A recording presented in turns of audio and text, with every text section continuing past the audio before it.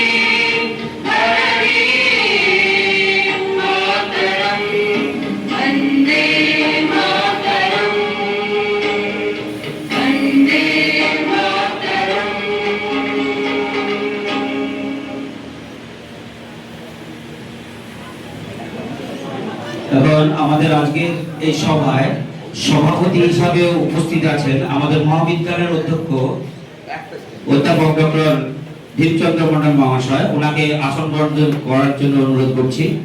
এছাড়া উপস্থিত আছেন বিএ বিভাগের অধ্যাপক ডক্টর শান্তনু গোলই মহাশয়। ওনাকে মঞ্চে আসন গ্রহণ করার জন্য অনুরোধ করছি। আসন গ্রহণ করার জন্য অনুরোধ করছি ডক্টর কল্পতরু মন্ডল মহাশয়কে। আসন গ্রহণ করার জন্য অনুরোধ করছি ডক্টর সুমন্ত সরকার মহাশয়কে, ডক্টর সঞ্জয় ভূঁইয়া এবং শ্রী তরুণ বিশ্বাস মহাশয়কেও মঞ্চে আসার জন্য অনুরোধ করছি। মঞ্চে আসবে এখন পূর্ণিমা এবং একে ডেকে দিচ্ছি প্রিয়াঙ্কাকে।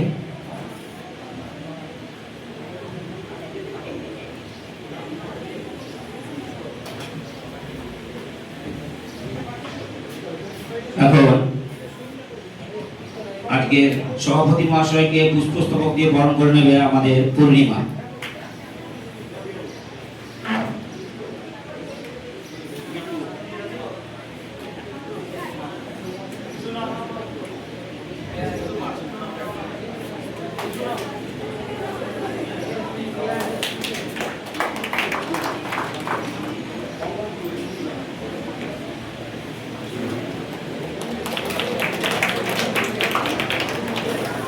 ডক্টর শান্তনু গোলই মহাশয়কে পুষ্পস্তবক দিয়ে বরণ করে নেবে প্রিয়াঙ্কা।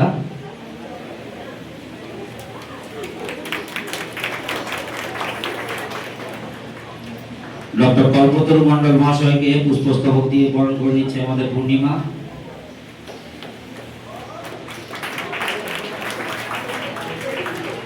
ডক্টর সুমন্ত সরকার মহাশয়কে বরণ করে নিচ্ছে প্রিয়াঙ্কা।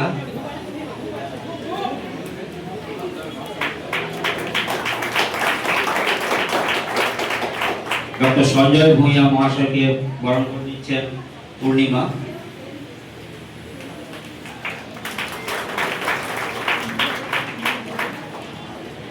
ডক্টর তরুণ বিশ্বাসকে বরণ করে নিচ্ছেন আমাদের প্রিয়াঙ্কা।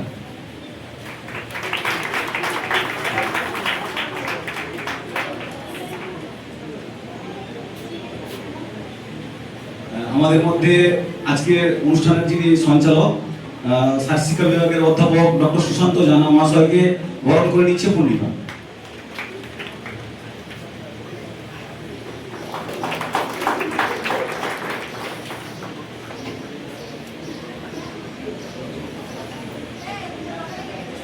এখন বরণ করে নেবে আমাদের কৃষ্ণপদ কুণ্ডু মহাশয়কে প্রিয়াঙ্কা।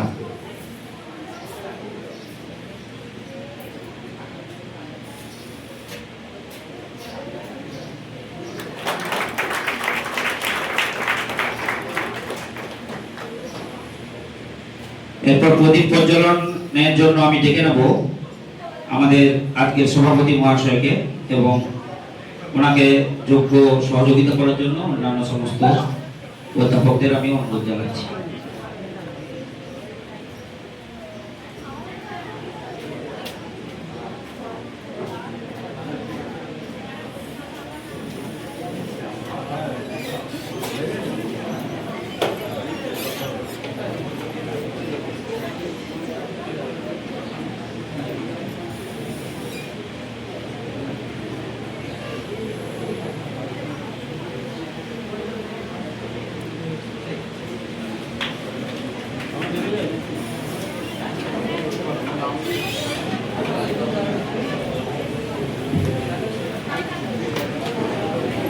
এখন আমি মাননীয় সভাপতি মহাশয়কে ডক্টর শ্যামাপ্রসাদ মুখোপাধ্যায়ের প্রতিকৃতিতে মাল্যদান করার জন্য অনুরোধ করছি। এর সাথে সমস্ত অধ্যাপকদের শ্রদ্ধা জানানো যে পুষ্পার্ঘ প্রদান করে ডক্টর শ্যামাপ্রসাদ মুখার্জির প্রতিকৃতিতে সম্মান জানানোর জন্য অনুরোধ করছি।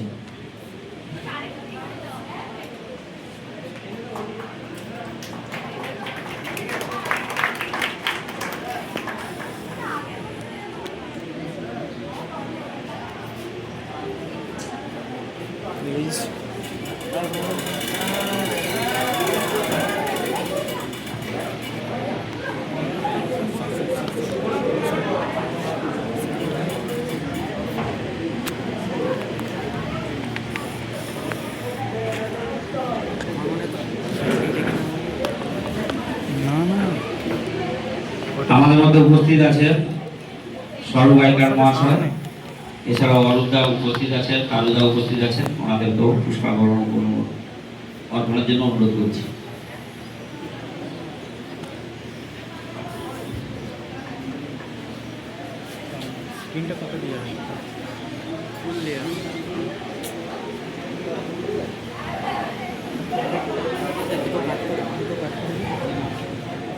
সভাপতি প্রফেসর ডক্টর ভীমচন্দ্র মণ্ডল মহাশয়কে অনুরোধ জানাচ্ছি।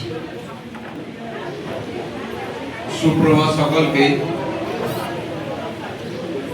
আজকে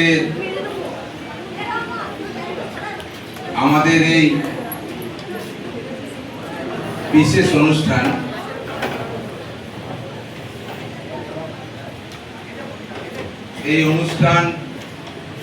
আমাদের রাজ্য সরকার কর্তৃক নির্দেশিত এবং এই কলেজে এই প্রথম কথা বলবে না, বাইরে যাবে, এই জিনিসগুলো বারবার বলতে ভালো লাগে না। Be discipline.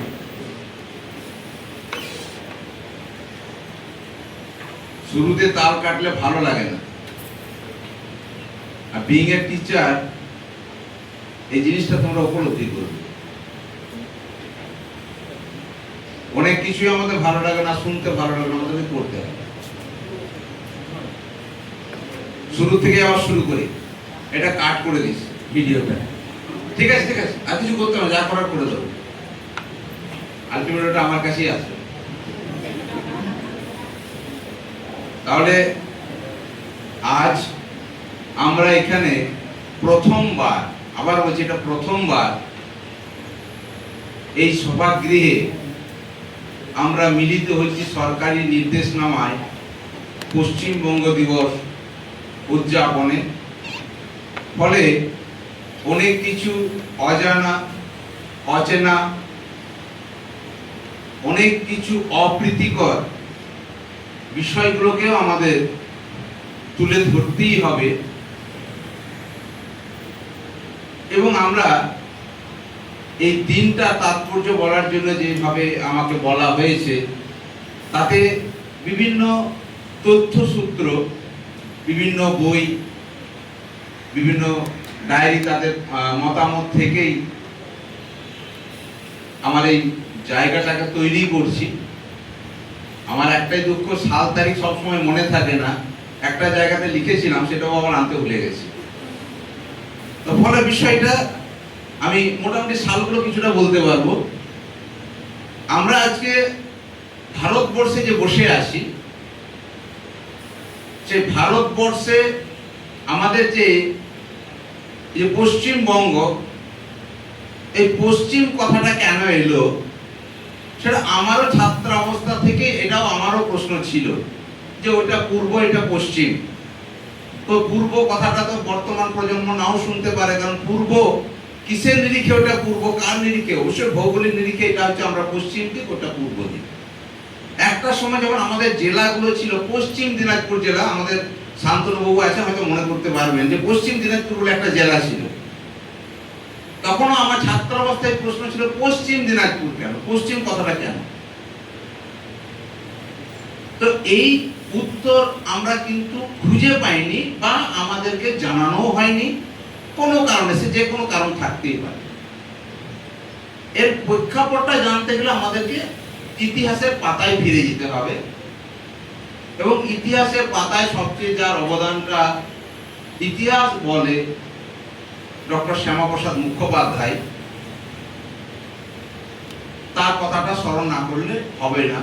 তাকেই আমরা স্মরণ করলাম। সেজন্য শুরুতেই পশ্চিমবঙ্গ দিবসের বা এই দিনটি, যার জন্যে আমরা অন্তত এটা ভারতবর্ষে বসবাস করতে পারছি, তার যে প্রেক্ষাপট, সুতরাং তাকে স্মরণ না করে আমাদের উপায় নেই, আমরা তাকে স্মরণ করেছি। এবং তার সম্পর্কে দু এক কথা বলি। শ্যামাপ্রসাদ মুখোপাধ্যায়, আমি ছেলেদেরকে ক্লাসে বলছিলাম, ওর বাবার নাম কি, হ্যাঁ, মায়ের নাম যোগমায়া দেবী। কলেজ আছে দেখবে কলকাতায়, যোগমায়া কলেজ, আশুতোষ কলেজ। এবং তিনি ছিলেন বিখ্যাত কোন বিষয়ে? আশুতোষ মুখোপাধ্যায়, তার সাবজেক্ট কি ছিল? অঙ্ক, ম্যাথামেটিক্স। তার অনেক গল্প পাওয়া যায়। তারই সুযোগ্য সন্তান শ্যামাপ্রসাদ মুখোপাধ্যায়। এবং আশুতোষ মুখোপাধ্যায়কে বলা হতো বাংলার বাঘ। কেন বাঘ বলা হতো? শুধু অঙ্কে বাঘ বলে কিন্তু নয়, অঙ্কে বাঘ বলে কিন্তু নয়। তার চেহারাটা দেখেছো, তার গোঁপটা দেখেছো? যারা মুখোপাধ্যায়কে চেনে, তার চোখ কি জানি, সুকান্ত ভট্টাচার্য তাকে দেখেই লিখেছিলেন কিনা জানি না, এই যে গোপের আমি, গোপের তিনি, গোপ দিয়ে যাইছে না। তো তাকে, তার সুযোগ্য সন্তান শ্যামাপ্রসাদ, নিশ্চয়ই একমাত্র সন্তান নয়, তখন একমাত্র সন্তানের বিষয়টা বোধহয় আমরা কল্পনাও করতে পারতাম না। ইভেন শ্যামাপ্রসাদেরই 4 ছেলে মেয়ে, 2 ছেলে 2 মেয়ে। আশুতোষের অনেকগুলো ছেলে মেয়ে ছিল, তার বামাপ্রসাদ, রামাপ্রসাদ, শ্যামাপ্রসাদ দ্বিতীয় জন, আমার মেয়েও ছিল, খুব কম করে 7 জন বোধহয়। তো ওদের দেখবেন নামগুলোর একটা, ওই ফ্যামিলির একটা ইতিহাস আছে। কি রকম? প্রসাদ, তার বাবার নাম কি ছিল? তোষ, আশুতোষ। তারপরের প্রজন্মটাও আবার তোষ, চিত্ততোষ, নাম শুনলে তোমরা, প্রাক্তন বিচারপতি চিত্ততোষ মুখোপাধ্যায়। তার লাস্টে শ্যামাপ্রসাদের ছেলেকে অনুতোষ প্রিয়তোষ, তাদের ছেলেরা আছে অগ্রপ্রসাদ। তার মানে ওদের ফ্যামিলির ইয়েটা কিভাবে আছে, নমেনক্লেচারটা প্রসাদ তোষ প্রসাদ তোষ, এখনো পর্যন্ত সেই ধারাটা বজায় আছে। পরবর্তী কতটা প্রজন্ম থাকবে সেটা জানি না। শ্যামাপ্রসাদের প্রথম দিকটা বলতে গেলে বলতে হয় শ্যামাপ্রসাদ একজন শিক্ষাব্রতী মানুষ ছিলেন।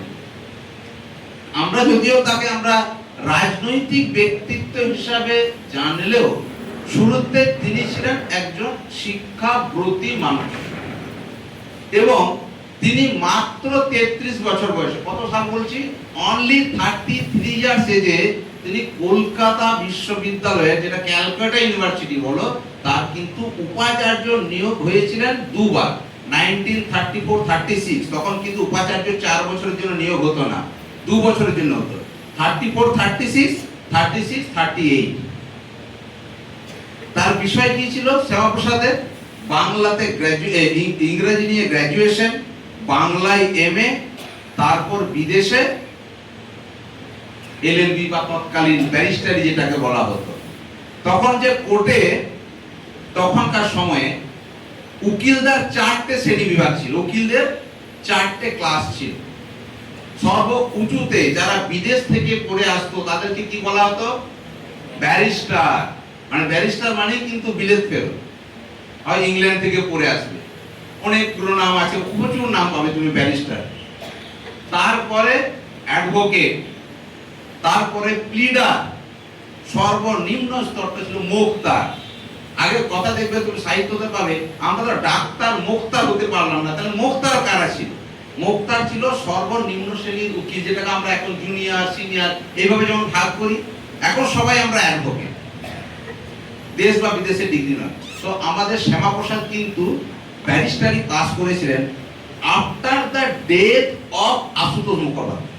কারণ আশুতোষ মুখোপাধ্যায় কোনোদিন চাননি তিনি বিদেশে গিয়ে ডিগ্রি করুন, ইভেন উনি চাননি ছেলে বাংলা নিয়ে পড়াশোনা করুন, কিন্তু ছেলে বাংলা নিয়েই পড়েছে এবং তারপর এলএলবি করে এসেছে। পরবর্তীকালে তাকে অনারারি, যেটাকে ডক্টরেট ডিগ্রি দিয়েছিল ক্যালকাটা ইউনিভার্সিটি, তাই তিনি ডক্টর শ্যামাপ্রসাদ মুখোপাধ্যায়। তাহলে তার মূল যে জায়গাটা ছিল, তার বাবারও ছিল কিন্তু ওকালতি। ম্যাথমেটিক্স এমএসসি করলেও কিন্তু এমএসসি তখন বলতো না, তখন মাস্টার্স এমএই বলতো সব। তিনিও ছিলেন ব্যারিস্টার, ওকালতি পেশায়, এবং তারা বনেদি পরিবারের। এখনো তুমি যদি যাও আশুতোষ মুখোপাধ্যায়, যে মুখোপাধ্যায় পরিবার আছে, খুব বনেদি পরিবারের সন্তান। এবং আশুতোষ মুখোপাধ্যায়ের খাদ্য রসিকতা সবাই জানে। আশুতোষ মুখোপাধ্যায়, শ্যামাপ্রসাদে বলছি না, কিন্তু আশুতোষ মুখোপাধ্যায় খাদ্য রসিকতা সবাই জানেন। এবং উনি মৃত্যুর আগে একবার খেদোক্তি করেছিলেন যে আমি যদি খাওয়া দাওয়াটা একটু নিয়ন্ত্রণ করলে বোধহয় আরো বেশি কিছুদিন বাঁচতে পারতাম। এত তার বিশাল বপু, তাকে টাইগার এমনি বলেনি, তার বিশাল বপু, চোখ আর গোঁফ। তো এইটা গেল আমাদের গোড়ার কথা, আশুতোষ মুখোপাধ্যায়ের শিক্ষা বই। তিনি কিন্তু দার্শনিক এবং তিনি কিন্তু বাংলা ভাষার মাধ্যমে শিক্ষা প্রসারে সচেষ্ট হয়েছিলেন। তার প্রমাণ কোথায় পায় না, তিনি কবিগুরু রবীন্দ্রনাথ ঠাকুরকে তৎকালীন সমাবর্তন উৎসবে, তিনি যখন উপাচার্য ছিলেন, কবিকে আমন্ত্রণ জানিয়েছিলেন। কবি বলছে একটাই শর্তে দেওয়ার ওখানে যেতে পারি বক্তব্য দিতে, আমাকে কিন্তু আমি বাংলায় বলবো। বলছে আমিও তো তাই বাংলাতে চাই যে আপনি বাংলাতেই বলুন। কিন্তু তৎকালীন বড়লাট, এই যে বড়লাট ছোটলাট কাদেরকে বলতো? কাকে বড়লাট বলতো আর ছোটলাট? দুটো শব্দ সবাই শোনা। বড়লাট হচ্ছে ভাইসরয়। 1956 এর মানে আমাদের 1957 এর বিদ্রোহের পর রানী কি করেছিলেন, গোটা ভারতবর্ষটাকে ব্রিটিশ সাম্রাজ্যভুক্ত করে একটা করে প্রতিনিধি পাঠাতেন, তাকে বলা হতো ভাইসরয়। এই ভাইসরয় হচ্ছে বড়লাট। তাহলে ছোটলাট কারা? এই যে বিভিন্ন যে রাজ্য, যে প্রভিন্স ছিল, তাদেরও একজন, যেমন বর্তমানে একজন করে রাজ্যপাল আছে, তাদের একজন করে ইংরাজ প্রতিনিধি থাকতো, এদেরকে বলা হতো ছোটলাট। এই দুটো জায়গা কিন্তু খুবই গুরুত্বপূর্ণ। আর সেই ছোটলাট বা রাজ্যপালই ছিলেন ওই তৎকালীন ক্যালকাটা ইউনিভার্সিটির আচার্য। তাহলে কবিগুরু যখন বলছে আমি বাংলায় বলবো, তখন আশুতোষ মুখোপাধ্যায় মানে আমাদের শ্যামাপ্রসাদের একটা চাপ ছিল যে এই বিষয়টাকে কি করে ওই শ্রেণী যারা তখন কিন্তু আচার্য থাকবেন, তাকে কি করে কনভিন্স করাবো। হাউ এভার তিনি কনভিন্স করেছিলেন এবং কবিগুরু কিন্তু বাংলা ভাষাতেই বক্তব্য পাঠ করেছিলেন শ্যামাপ্রসাদ কাটাখালীর সমাবর্তন উৎসবে। রাজনৈতিক জায়গাটা আমি ঢুকিনি। এরপরে 34-38 এর পরবর্তী জায়গাতে শ্যামাপ্রসাদ শিক্ষার কাজে তিনি রাজনীতিতে ঢোকার সিদ্ধান্ত নিলেন। তার আগের রাজনৈতিক প্রেক্ষাপটটা কি? তুমি দেখবে জাতীয় কংগ্রেসের আন্দোলনের ফলে ওই 1930-এর দিক থেকে ডমিনিয়ন স্ট্যাটাস, যারা ইতিহাসে ছিল তারা জানো, ডমিনিয়ন স্ট্যাটাস দিয়েছিল ভারতীয়দেরকে। কারা দিয়েছিল? না, ব্রিটিশ গভর্নমেন্ট। ডমিনিয়ন স্ট্যাটাসটা কি? বা স্বায়ত্ত শাসন। তুমি দেখবে আমাদের অনেকটা আমাদের কলেজের আগে যেমন আমাদের কলেজগুলো ছিল ছাত্র সংসদ, মানে কম গুরুত্বপূর্ণ ব্যবস্থায় ভারতীয়দেরকে তার শাসন ভারটা অর্পণ করা, এটা হচ্ছে ডোমিনিয়ন স্ট্যাটাস। সেখানে কিন্তু ইংরেজ সরকার বা ছোট লাট বড় লাটদের হাতেই কিন্তু অর্থ দপ্তর, তোমার বিদেশ দপ্তর, বাণিজ্য, শিল্প, এখানে কিন্তু এই স্বায়ত্ত শাসনের অধিকারে ছিল না। স্বায়ত্ত শাসনের মধ্যে ছিল এই বিভিন্ন, আর ছিল আইন শৃঙ্খলা। এর ফলে ভারতবর্ষগুলোকে অনেকগুলো প্রভিন্স ছিল, যেমন Bengal province, Punjab province, Assam province. আর দক্ষিণ ভারতের দিকে যাবে না, কারণ দক্ষিণ ভারতের অধিকাংশ রাজ্য কিন্তু ব্রিটিশ সাম্রাজ্যভুক্ত ছিল না, তারা কর দিত। যেমন হায়দ্রাবাদের নিজাম, এরা কিন্তু ব্রিটিশদের, আমাদের যে সাম্রাজ্যের কথা বলছি, ওরা করদ রাজ্য ছিল, অর্থাৎ ওখানকার নিজাম তারা শাসনভার পরিচালনা করতেন ব্রিটিশদের অধীনে থেকে। তারা কিন্তু স্বাধীনতার পর সেগুলোও একটা ইতিহাস, কি করে এই ঐতিহাসিক এলো। তখন এই যেমন আমরা আজকে বলি কোচবিহার কিন্তু ছিল স্বাধীন রাষ্ট্র। ত্রিপুরা কখনোই ইংরেজদের শাসনে ছিল না। গোবিন্দ মাণিক্য চিরকালই ত্রিপুরা শাসন করেছেন। তাহলে যেটা আমরা বর্তমান ভারতবর্ষের রাজ্যগুলো দেখি, অঙ্গরাজ্যগুলো দেখি, ব্রিটিশ ভারতের সবগুলো কিন্তু ছিল না। কোচবিহার ভারতবর্ষে এসেছে। ভারতবর্ষে যে মানচিত্রটা এখন দেখছি, সেই মানচিত্রটা কিন্তু বিভক্তির সময় ছিল না। এবার তাহলে এই কি বললাম, প্রভিন্স গুলো তৈরি হলো। কি কি তৈরি হলো? বাংলা প্রভিন্সও তৈরি হলো। তাহলে এই প্রভিন্স গুলোকে, তাহলে তাদের আইনসভা তৈরি হবে। সেই আইনসভাতে শ্যামাপ্রসাদ প্রথম প্রতিদ্বন্দ্বিতা করেছিলেন ক্যালকাটা ইউনিভার্সিটি আসন থেকে, বিনা প্রতিদ্বন্দ্বিতা প্রথম আইনসভায় প্রবেশ। তো এইখানে তখন মুখ্যমন্ত্রী, যেমন এখন বলি, তখন বলা হতো আইনসভায় কি বলা হতো? প্রধানমন্ত্রী। যেমন তোমাদের এগুলোতে জানবে টার্মগুলো, যেমন সুরাবর্তী খা তৎকালীন বাংলার প্রধানমন্ত্রী ছিল, মুখ্যমন্ত্রী কিন্তু না। তখন বলা হতো এই প্রভিন্সগুলোর যারা ইলেক্টেড যে হেড, তাকে বলা হতো প্রধানমন্ত্রী। তো এইরকমই একটা ছিল বেঙ্গল প্রভিন্সটাকে কল্পনা করো না যে বর্তমান পশ্চিমবাংলা কিছুটা বাদ যাবে, প্লাস হচ্ছে তোমার গোটা বাংলাদেশ। এটা ছিল বেঙ্গল প্রভিন্স, যার হেডকোয়ার্টার ছিল কলকাতা। এবং খুব স্বাভাবিকভাবে গোটা ভারতবর্ষের রাজধানী ছিল কলকাতা, ব্রিটিশ ভারতে। কত সালে এটা গিয়েছিল? 1911 সালে লর্ড হার্ডিঞ্জের আমলে কলকাতা থেকে দিল্লিতে গেছিল। তারও ইতিহাস আছে, কেন হঠাৎ দিল্লিতে গেল? কারণ এই কলকাতাতে তারা সবচেয়ে বেশি বাধা পাচ্ছিল শাসন কার্যে। কারণ ভারত স্বাধীনতার যে দুটো প্রভিন্স সবচেয়ে বেশি অ্যাক্টিভ ছিল, একটা অবশ্যই বাংলা, সবাই গোটা ভারতবর্ষ স্বীকার করে যে বেঙ্গল প্রভিন্স স্বাধীনতা আন্দোলনের অগ্রণী ভূমিকা নিয়েছিল, followed by Punjab and Maharashtra. অন্যান্য স্টেটের নাম তুমি সেইভাবে পাবে না। ফলে বাংলাকে এই 1905 সালে বঙ্গভঙ্গ এর কি কারণে করা হয়েছিল? যে বাংলাকে বিভিন্ন প্রদেশের সাথে যুক্ত করে যাওয়া, যাতে বাংলার যে এই যে প্রতিবাদী যে চরিত্রটা, সেটা যাতে খর্ব করা হয়। ফলে বাংলা ভাগটা করাটা একটা চলেছিল। তার জন্য তার ইতিহাসটা তোমরা জানো, যেটা প্রতিবাদে রবীন্দ্রনাথের রাখি বন্ধন, এবং ফাইনালি বোধহয় 1911ই হবে বোধহয়, সালটা না ভুল থাকলে, বাংলা ভঙ্গ রদ হয়েছে। এগুলো তো ইতিহাস বলছে আমাদের। তাহলে এইটা যখন আসছে, এবার প্রেক্ষিতটা দেখো, স্বায়ত্ত শাসন চলছে। প্রথম বিশ্বযুদ্ধ হলো। প্রথম বিশ্বযুদ্ধ ভারতের আমাদের মহাত্মা গান্ধী সর্বাত্মকভাবে ব্রিটিশকে সহায়তা করলো, মিত্র শক্তিকে, এবং যুদ্ধ হলো। কথা দিল ইংরেজরা, যদি তোমরা যুদ্ধতে আমাদেরকে দাও, তাহলে তোমাদের স্বাধীনতার বিষয়টা আমরা ভাববো। কিন্তু প্রথম বিশ্বযুদ্ধ হলো, আমাদের ইংরেজরা জিতলো, এবং কি হলো না গান্ধীকে গোল টেবিলে ডাকলো লন্ডনে এবং শূন্য হস্তে ফিরল। এটা হচ্ছে ইতিহাস। এর মাঝে একটা চরিত্র উঠে আছে, অবশ্যই সেটা নেতাজি সুভাষচন্দ্র বসু, তার সাথে বিবাদ ইত্যাদি। এই পরিপ্রেক্ষিতে এগুলো আস্তে আস্তে যাচ্ছে। এবার ধীরে ধীরে যদি আমরা দেখি যে জনসংখ্যার নিরিখে আমাদের দুটি জাতি সবচেয়ে, তখন তৎকালীন যে ইংরেজ শাসনে দুটি জাতি ছিল, একটা হিন্দু একটা মুসলমান, যার নিরিখে দ্বিজাতি তত্ত্বের প্রবর্তন হয়েছিল। কে করেছিলেন দ্বিজাতি তত্ত্ব? মোহাম্মদ আলী জিন্নাহ, যার নামটা আসে দ্বিজাতি তত্ত্ব।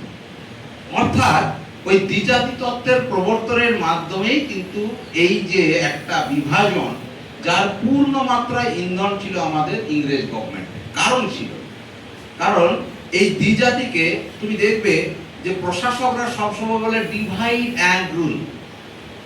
যত বেশি প্রশাসন তার যাদের উপরে প্রশাসনটা চালাচ্ছে, তাদেরকে যত বেশি ভাঙবে, তাদের শাসন কাজটা তত সহজতর হয়। এটা আজও প্রতিষ্ঠিত সূত্র।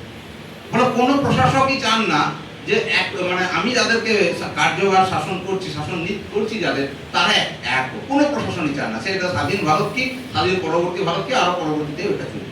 ফলে এটার একটা ইংরেজদের একটা সূক্ষ্ম চাল ছিল যে এইভাবে যদি একটা দ্বিজাতি তত্ত্বকে উস্কে দেওয়া যায় এবং যদি একটা গৃহযুদ্ধ লাগিয়ে দেওয়া যায়, তাহলে আমরা কিন্তু শাসন ভার আমাদের হাতে দীর্ঘদিন ন্যস্ত থাকবে। এই অজুহাতে যে আমরা যদি ছেড়েও দিই, এবং শেষ পর্যন্ত এটা চেষ্টাও হয়েছিল, তো আমরা শাসন ভারটা কাদের হাতে অর্পণ করে যাব? হিন্দুদের হাতে না মুসলিমদের হাতে? তাহলে ওদের গৃহযুদ্ধটা শেষ হোক, তারপর আমরা ঠিক করবো কার হাতে ছেড়ে যাবো। এটা একটা জিনিস। ফলে এই যে দ্বিজাতি তত্ত্বের মাধ্যমে জিন্নাহ 1940 লাহোর অধিবেশন, খুব বিখ্যাত অধিবেশন, সেখানে সর্বপ্রথম তিনি কি করলেন?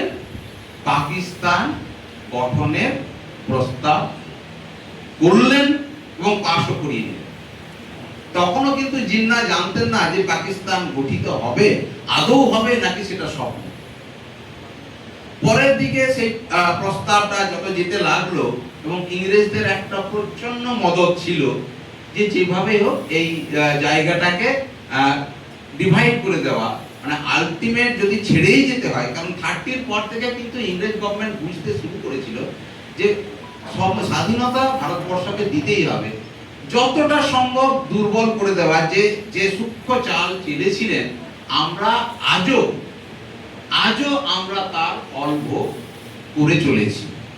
এই যে দুটো জাতির মধ্যে একটা সুচারু রূপে একটা বিভেদ তৈরি করে দেওয়া, পারস্পরিক অবিশ্বাস তৈরি করে দেওয়া, এবং তার জন্য বেশ কিছু ঘটনাবলীও আমি উল্লেখ করবো, যেটা ইতিহাসের পাতায় তোমরা পাবে। তাহলে এই দ্বিজাতি তত্ত্ব, সেখানে কংগ্রেস এই দ্বিজাতি তত্ত্বকে কেন সমর্থন করেছিলেন জানি না, কিন্তু একটা সময় মনে হচ্ছিল ধীরে ধীরে যত ঘটনা প্রবাহ যাচ্ছিল, কারণ এটা একটা আমাদের তৎকালীন ব্রিটিশ গভর্নমেন্টের একটা জায়গাও ছিল যে এইভাবে ভেঙে দিয়েও আমরা যদি যাই, তাহলে শেষ পর্যন্ত আমরা ভেঙেই দিয়ে যাব। তো সেই দিন কিন্তু আস্তে আস্তে এগিয়ে যেতে লাগলো, এবং বিভিন্ন জায়গাতে তাদের যে রূপরেখা তৈরি হতে লাগলো। ঠিক হলো যেখানে মুসলিম অধ্যুষিত জায়গা, সেগুলোকে নিয়ে তৈরি হবে পাকিস্তান, যার লিটারাল মিনিং হচ্ছে পবিত্র দেশ। এটা তৈরি হলো। তাহলে জাতি ভিত্তিতে তাহলে ভারতটাকে ভাগ করা হবে, এবং দেখা যাচ্ছে তৎকালীন আমাদের অবিভক্ত বাংলায়, যেটাকে আমি আবারও বলছি বেঙ্গল প্রভিন্স, সেখানে 55% মুসলিম পপুলেশন and 45% হিন্দু পপুলেশন ছিল। তাও কিছু ছিল মাইনর, সেটা 1 to 2% যারা ছিল শিখ, বৌদ্ধ, যদিও সংখ্যাটা তারা কম। তাহলে এই রেশিওতে ইংরেজ গভর্নমেন্ট আইনসভাতেও কি করেছিল না, আসন সংখ্যা বরাদ্দ করেছিল। তখন কিন্তু জাতিভিত্তিক আসন ব্যবস্থা, মানে তখন কংগ্রেসে ছিল 130, মানে মুসলিমদের থেকে প্রতিনিধি থাকবে 130, হিন্দুদের থেকে থাকবে 90। এবার এই রেশিওতে যদি যায়, তাহলে দেখা যাবে কি না, ওই দিকটা বালুচিস্তান বা ওই আফগান এই দিকটাতে, আমাদের ওই কাশ্মীরের এই অংশটাকে, পাঞ্জাবের এই দিকটাতে মুসলিম অধ্যুষিত প্রদেশ আছে, এবং বেঙ্গল প্রভিন্সের একটা মুসলিম অধ্যুষিত, এবং তখন ধরে নেওয়া হচ্ছিল যে এই জায়গাটা চলে যাবে। আমি এত ডিটেল হিস্ট্রিতে যাচ্ছি না যে কোন কোন অংশে আছে, তো চলে যাবে এই অংশটা ধরা গেছিল। এবং মোহাম্মদ আলী জিন্নাহ চেয়েছিলেন দুটো জায়গা, ওই যেটা বর্তমান পাকিস্তান কাশ্মীর নিয়ে, এবং টোটাল বেঙ্গল প্রভিন্সটা যাবে পাকিস্তান, টোটাল বেঙ্গল প্রভিন্স। কিন্তু এবার যেটা হলো তার পরিপ্রেক্ষিতে একটা সময় ছিল কংগ্রেস গভর্নমেন্ট কি করলো, ওই দ্বিতীয় বিশ্বযুদ্ধে যখন কংগ্রেস প্রত্যাখ্যাত হলো তখন কংগ্রেস সবাই কি করলো, কংগ্রেস কিন্তু আইনসভাতে সংখ্যাধিক্য ছিল, ওরা আইনসভা ত্যাগ করে দিল। ফলে মুসলিম লীগ আর হচ্ছে ফজলুল হকের কৃষক প্রজা পার্টি তারা, এবং কমিউনিস্টরাও কিন্তু 3টে সিট পেয়েছিলেন তৎকালীন, তার মধ্যে জ্যোতি বসু ছিলেন একজন জ্যোতি বসু, রতনলাল ব্রাহ্মণ, আর যদি খুব না ভুল করি কি নামটা আমি বলতে পারবো না, প্রবীণ যদি পারো বলে দিও। হ্যাঁ, আচ্ছা, তো এনারাও কিন্তু তৎকালীন ছিলেন। তো যখন মুসলিম লীগ তখন শাসন ক্ষমতাতে এলো, তার প্রধানমন্ত্রীর নাম কিছুক্ষণ আগেই বললাম সোহরাওয়ার্দী, শেখ সাইদ হোসেন সাইদ সোহরাওয়ার্দী, যদি খুব নামটা ভুল না বলে দিই। তো এই আসার পরে জিন্নাহর মধ্যে একটা কি দেখা গেল, যে আশা দেখলো যে টোটাল বেঙ্গল প্রভিন্সটা আমরা নিতে পারবো। তাদের মূল জায়গা ছিল কলকাতা, কারণ কলকাতা ছিল একটা প্রাণকেন্দ্র, কলকাতা ছাড়া ওরা পাকিস্তান কল্পনা করতে পারেনি। পরবর্তীকালে জিন্নাহ আক্ষেপ করে বললো আমাকে পাকিস্তান দেওয়া হলো পোকাই কাটা পাকিস্তান। পোকাই কাটা মানে মূল অংশগুলোকে তোমরা নিয়ে বাকিটা আমাকে চিউড়াটা দিয়েছো, পোকাই কাটা পাকিস্তান। নিজের যে আত্মজীবনী লিখে গেছেন freedom at midnight, Mohammad Ali Jinnah. তো এটা কিভাবে এলো, এরপর যখন বেঙ্গল প্রভিন্সটা পুরোটাই যাবে তখন কিন্তু শ্যামাপ্রসাদ আসলে নামলেন। তার আগেও যে ঘটনাটা সবাই জানো, 1946 16 আগস্ট, যেটাকে বলা হয় great Calcutta killing, all we know. আমি ওই অন্ধকার দিনটাকে আমি আর ব্যাখ্যা করতে চাইছি না, একতরফা আক্রমণ হয়েছে। এবং সরকারি হিসেবে তো বলছে এক এক দিনে প্রায় লক্ষাধিকের ওপর লোক মারা গেছে, এটা সত্য মিথ্যা জানি না, কিন্তু প্রচুর লোক যে মারা গেছেন, এবং সেটা হিন্দু সম্প্রদায়ের, এটা নিয়ে কোনো সন্দেহ নেই। পরবর্তীকালে ওই 2-3 দিন পর হিন্দুদের থেকে প্রতিরোধ এসেছিল, নামটা তোমরা শুনে থাকবে এখনকার প্রজন্মে, যেটাকে আমরা বলছি গোপাল পাঠা। আমি নাম জানি না, পুরো পাঠা বলা তো নয়, পাঠা তো কারো টাইটেল হতে পারে না, ও পাঠা কাটতো, হ্যাঁ সেই জন্য পাঠা। এনিওয়ে, প্রতিরোধ। তারপরে 3-4 দিন পর আমাদের মহাত্মা গান্ধী হস্তক্ষেপ করলেন, দাঙ্গাটা থামলো, কিন্তু দাঙ্গার যে কনসিকুয়েন্সটা কিন্তু থামলো না। অর্থাৎ তার পরবর্তীতে দাঙ্গা হচ্ছে নোয়াখালী, নাম শুনে থাকবে। ফলে যে জায়গাটা হলো শ্যামাপ্রসাদ এইখানে এন্ট্রিটা, যে এই জায়গাটাতে আমাদের যদি total Bengal Province is with the Pakistan, তাহলে সেই পাকিস্তানে যারা তৎকালীন সংখ্যালঘু হয়ে যাবে হিন্দু সম্প্রদায়, তারা কিন্তু তাদের জীবন বিপন্ন হওয়ার সম্ভাবনা সর্বাধিক। এবং এটা অনেকেই যারা বলেন যে শ্যামাপ্রসাদ তো তৎকালীন আইনসভাতে একাই ছিলেন, তাহলে উনি একাই তার পশ্চিমবাংলার উপকার, তো কংগ্রেসই তো সর্বাধিক শাসন ক্ষমতায় ছিল। কিন্তু বিষয়টা হলো নেতা কিন্তু একজনই থাকে, কনভিন্স একজনই করেন, এবং তার যে নিরন্তর প্রয়াস, সেই প্রয়াসে বিভিন্ন তৎকালীন হিন্দু যারা নেতা ছিলেন, হিন্দু নেতা বলবো না, হিন্দু সমাজের গুণীজন, নামগুলো বললেই বুঝতে পারবে, রমেশচন্দ্র মজুমদার, যদুনাথ সরকার, প্রমথ রঞ্জন ঠাকুর, যেটা আমরা ঠাকুর বাড়ি বলি, আমরা মতুয়াদের প্রধান প্রমথ রঞ্জন ঠাকুর, এনারা সকলেই কিন্তু এক জায়গায় এসেছিলেন, এক্সেপ্ট শরৎ বসু। শরৎ বসু মানে হচ্ছে সুভাষচন্দ্রের দাদা, অগ্রজ, তারা কিন্তু আসেননি। এবার এটাকে যখন দেখলো এটা সম্ভব হচ্ছে না, শ্যামাপ্রসাদ এদিকটাতে একটা অংশ বের করে নিতে পারেন এবং ক্যালকাটাটা হাত ছাড়া হতে চলেছে, তখন জিন্নাহ বললেন সোহরাওয়ার্দীকে, এক কাজ করো, অন্যভাবে এটাকে বিষয়টাকে ট্যাকেল করতে হবে। কি করতে হবে না, বলো আমরা সার্বভৌম বাংলা, অর্থাৎ টোটাল বেঙ্গল প্রভিন্সটাকে আমরা স্বাধীনতা চাইছি, আমরা না পাকিস্তানে যাব না ইন্ডিয়ার সাথে থাকবো। এটা ছিল একটা চাল। এটা হলে ওরা জানে যদি সংখ্যাধিক্য আমাদের থাকে আমরা কিন্তু এটাকে পাকিস্তানের সাথে তখন তার নিজের বিষয় হয়ে যাবে। এই দূরদর্শিতা কিন্তু শ্যামাপ্রসাদের মধ্যে চেয়েছিলেন, যেটা কিন্তু অন্যান্য তৎকালীন যারা হিন্দু যারা বুদ্ধিজীবী ছিলেন তারা কিন্তু ওই প্ররোচনায় অনেকেই পা দিয়েছেন। তার মধ্যে একজন হচ্ছে শরৎ বসু। এইটা তার মানে ওনারা চেয়েছিলেন একটা স্বাধীন বাংলা, সার্বভৌম। তো এইটা হলো, কিন্তু এই জায়গাটাতে শ্যামাপ্রসাদ প্রচার করতে লাগলেন তার বিভিন্ন ক্ষমতা দিয়ে।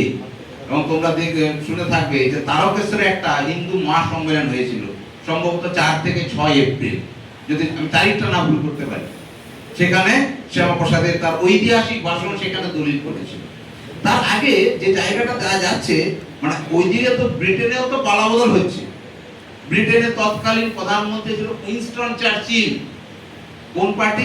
ব্রিটেনের দুটো পার্টি, এগুলো হচ্ছে আমাদের মতো ইয়ে নয়, দুটো পার্টি, একটা লেবার পার্টি আর একটা হচ্ছে কনজারভেটিভ। যেমন আমেরিকাতে আছে ডেমোক্রেট আর রিপাবলিক, বোঝা গেছে? আর আমাদের এই ভারতবর্ষ হচ্ছে বহু দলীয় গণতন্ত্র, ওরা হচ্ছে দ্বিদলীয় গণতন্ত্র। তাহলে ওদের তৎকালীন যে উইনস্টন চার্চিলের পরিবর্তে ইংল্যান্ডের যে সাধারণ নির্বাচনে লেবার পার্টির যিনি প্রধান ক্লিমেন্স অ্যাটলি, উনি হলেন ইংল্যান্ডের প্রধানমন্ত্রী। তখন কিন্তু উনি ওদের ঘোষিত যে যেটাকে আমরা বলি ইস্তেহার, সেই ইস্তেহারে কিন্তু ভারতকে স্বাধীনতা দেওয়ার কথা কিন্তু বলেছিলেন।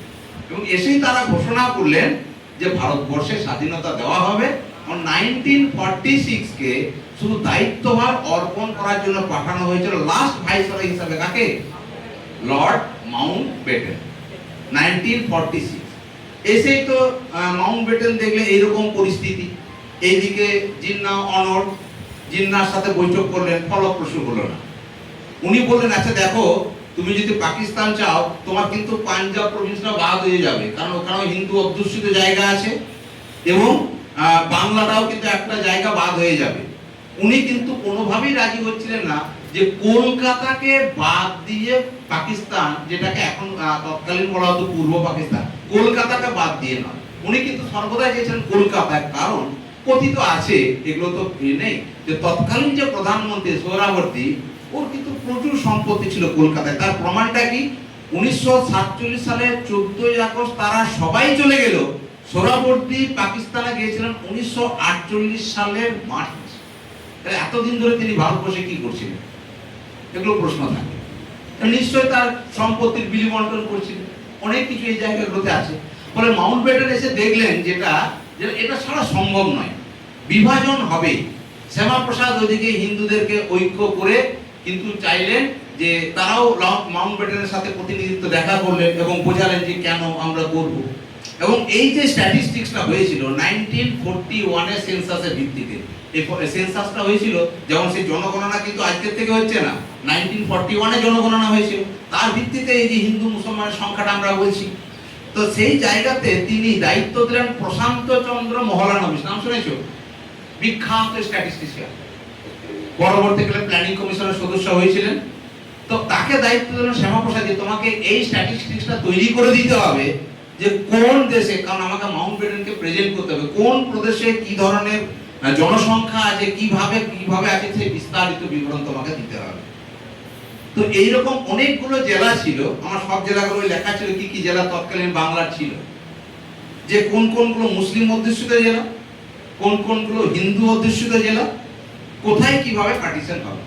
লর্ড মাউন্টব্যাটেন কংগ্রেসের সাথে বসলো, মুসলিম লীগের সাথে বসলো, হিন্দু যেটা তখন বেঙ্গল পার্টিশন লীগ বলে একটা লীগ গঠিত হয়েছিল, অবশ্যই শ্যামাপ্রসাদ ছিলেন। শ্যামাপ্রসাদের তার ব্যাকগ্রাউন্ডটা ছিল হিন্দু মহাসভা, যাচ্ছি না আমি সেই জায়গাতে, উনি কিন্তু হিন্দু মহাসভারই সদস্য হয়েছিল। তো তৎকালীন এইগুলো করার পরে কি হচ্ছে যে উনি ইংল্যান্ডে রিপোর্ট পাঠালেন।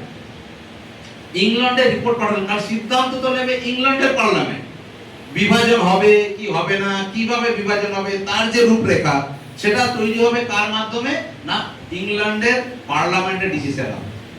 তো ইংল্যান্ডে পার্লামেন্টে ডিসিশন মাউন্টব্যাটেন রিপোর্ট পাঠালো এবং সেখানে অবশ্যই শ্যামাপ্রসাদের তাদের সাথে বক্তব্য, যেমন যেটা হয় বিভিন্ন রিপোর্ট তৈরি করা, বিভিন্ন সদস্যদের তাদের করা হয়, তা সেখান থেকে যে রিপোর্টটা এলো তাতে বললো যে পাঞ্জাবটা বিভাজিত হবে, বাংলাটা বিভাজিত হবে, এই দুটো কিন্তু বিভাজন করতে হবে। এবার বিভাজন কি বিস্তৃত হবে, কি বিস্তৃত হবে না, তারও রূপরেখা তৈরি করতে হবে। আর শ্রীহট্ট, যেটা বর্তমান নাম হচ্ছে সিলেট, যেটা বাংলাদেশে আছে, সিলেটে গণভোট হবে। একটা জায়গাতে গণভোট হয়েছিল, গণভোট মানে পিপুল ভোট দেবে। আর এদের বিভাজনগুলো হচ্ছে তাদের যে করসপন্ডিং যে প্রভিন্সেস আছে, সেই প্রভিন্সের যারা প্রতিনিধি তারা ঠিক করবে। এবার এই যে প্রভিন্সের জায়গাগুলোতে ওনারা ঠিক করলেন যে এই জায়গাগুলো হিন্দু প্রধান এরিয়া, এই হিন্দু প্রধান এরিয়াগুলোর থেকে যারা নির্বাচিত প্রতিনিধি তারা প্রথম ভোট করলো কোথায় থাকবে। মুসলিম অধ্যুষিত যেগুলো প্রতিনিধি তারা ঠিক করলো কোথায় থাকবে। এই যে জায়গাটা, যেটাকে আমরা বলি তৎকালীন হিন্দু অধ্যুষিত জেলা, যেগুলো আমাদের আছে, যেগুলো আমরা আছি, আমরাও যে জেলাতে আছি, তাদের থেকে নির্বাচিত প্রতিনিধি ভারতের পক্ষে বা বাংলাকার পার্টিশনের পক্ষে রায় দেয় 58-21। যদি প্রবীর দেখে নেবে একদম 58/21, তাহলে আমার স্মৃতিশক্তি খুব খারাপ নেই। 58-21-এ কিন্তু এটা পাস হলো। তাহলে উল্টো দিকটা খুব স্বাভাবিকভাবে ওইটা মুসলিম অধ্যুষিত এলাকা, তাদের পাকিস্তানে যাবে সেই প্রস্তাব পাস হলো। তাহলে এটা গেল জেলা। তাহলে তিনটে জেলাকে নিয়ে বড় সমস্যা হচ্ছিল। একটা হচ্ছে নদিয়া, তুমি বাংলাদেশে এখনো গেলে নদিয়া পাবে। দ্বিতীয় হচ্ছে মালদা, আর একটা হচ্ছে দিনাজপুর, যাদেরকে মাঝে মাঝে ভাগ করতে হয়েছিল। সেই জন্য পশ্চিম দিনাজপুর। বুঝতে পারছো কেন পশ্চিম দিনাজপুর জেলা হয়েছিল? ওই দিকটা পূর্ব দিকটা বাংলাদেশে ছিল, বাকিটা পশ্চিম বাংলাদেশে ছিল, তাই পশ্চিম দিনাজপুর। এবার দেখো, এখন প্রশ্ন হতে পারে যে আচ্ছা মালদা জেলা তো মুসলিম অধ্যুষিত জেলা, তাহলে ভারতবর্ষে কেন? প্রশ্ন আসতেই পারে। এইটাতেও কিন্তু শ্যামাপ্রসাদের একটা বড় দূরদর্শিতা ছিল, যেটা ভাগীরথীর উৎসমুখ, যেটা দিয়ে আমাদের কলকাতা বন্দরের নাব্যতা যার উপর নির্ভর করে, সেটা যদি একটা অন্য দেশে থাকে উৎসমুখ, তাহলে ভাগীরথী তোমার শুকিয়ে যাবে। ফলে তিনি চেয়েছিলেন মালদা জেলা, পরিবর্তে বলছে তাহলে আমাদেরকে কি দেবে? কি দিয়েছিল? খুলনা জেলা। সিলেটটার কথা পরে আছে, খুলনা জেলা। এটা কিন্তু হিন্দু অধ্যুষিত জেলা, সেটা হচ্ছে খুলনা। খুলনাটাকে দিতে হয়েছিল বাংলাদেশে। এই দূরদর্শিতার ফলে এই ভাগীরথী তথা আমাদের কলকাতা বন্দরের নাব্যতাটা কিন্তু এখনো বজায় আছে। আমাদের ভারতবর্ষে কিন্তু যে পাকিস্তানের সিন্ধু দেশ বলে না, যে আমরা সিন্ধুতে জল যদি বন্ধ করে দিই পাকিস্তান চলে যাবে, কিন্তু ভারতবর্ষ সেটা করেনি কোনোদিন। কারণ সেই জায়গাটা আসেনি বা এখনো করার চেষ্টা হয়নি। কারণ এটা হচ্ছে একটা জলবিভাজিকা, যে সমঝোতা সবসময় থাকে। কিন্তু উনি এই ভয়টা পেয়েছিলেন যে আমাদের নিয়ন্ত্রণে থাকো খুলনা জেলা। শ্রীহট্ট জেলা, যে তৎকালীন সিলেট বলছে, সিলেটে ছিল গণভোট। গণভোট করে সিলেটটা কোথায় যাবে ঠিক করবে। এখানে সিলেটে প্রচুর চা বাগান আছে, চা বাগানে প্রচুর অমুসলিম ছিলেন। কিন্তু যখন এই যে ভোটার লিস্ট তৈরি করা হয়, তখনই কিন্তু তাদেরকে বলা হচ্ছে এরা হচ্ছে ভাসমান গোষ্ঠী, এদের ভোটাধিকার থাকবে না। তার ফলে 2,39,000 পাকিস্তানের পক্ষে ভোট পড়েছিল, আর ভারত ভুক্তির পক্ষে ভোট পড়েছিল 1,84,231। সংখ্যাটা দেখে নিও প্রবীণ।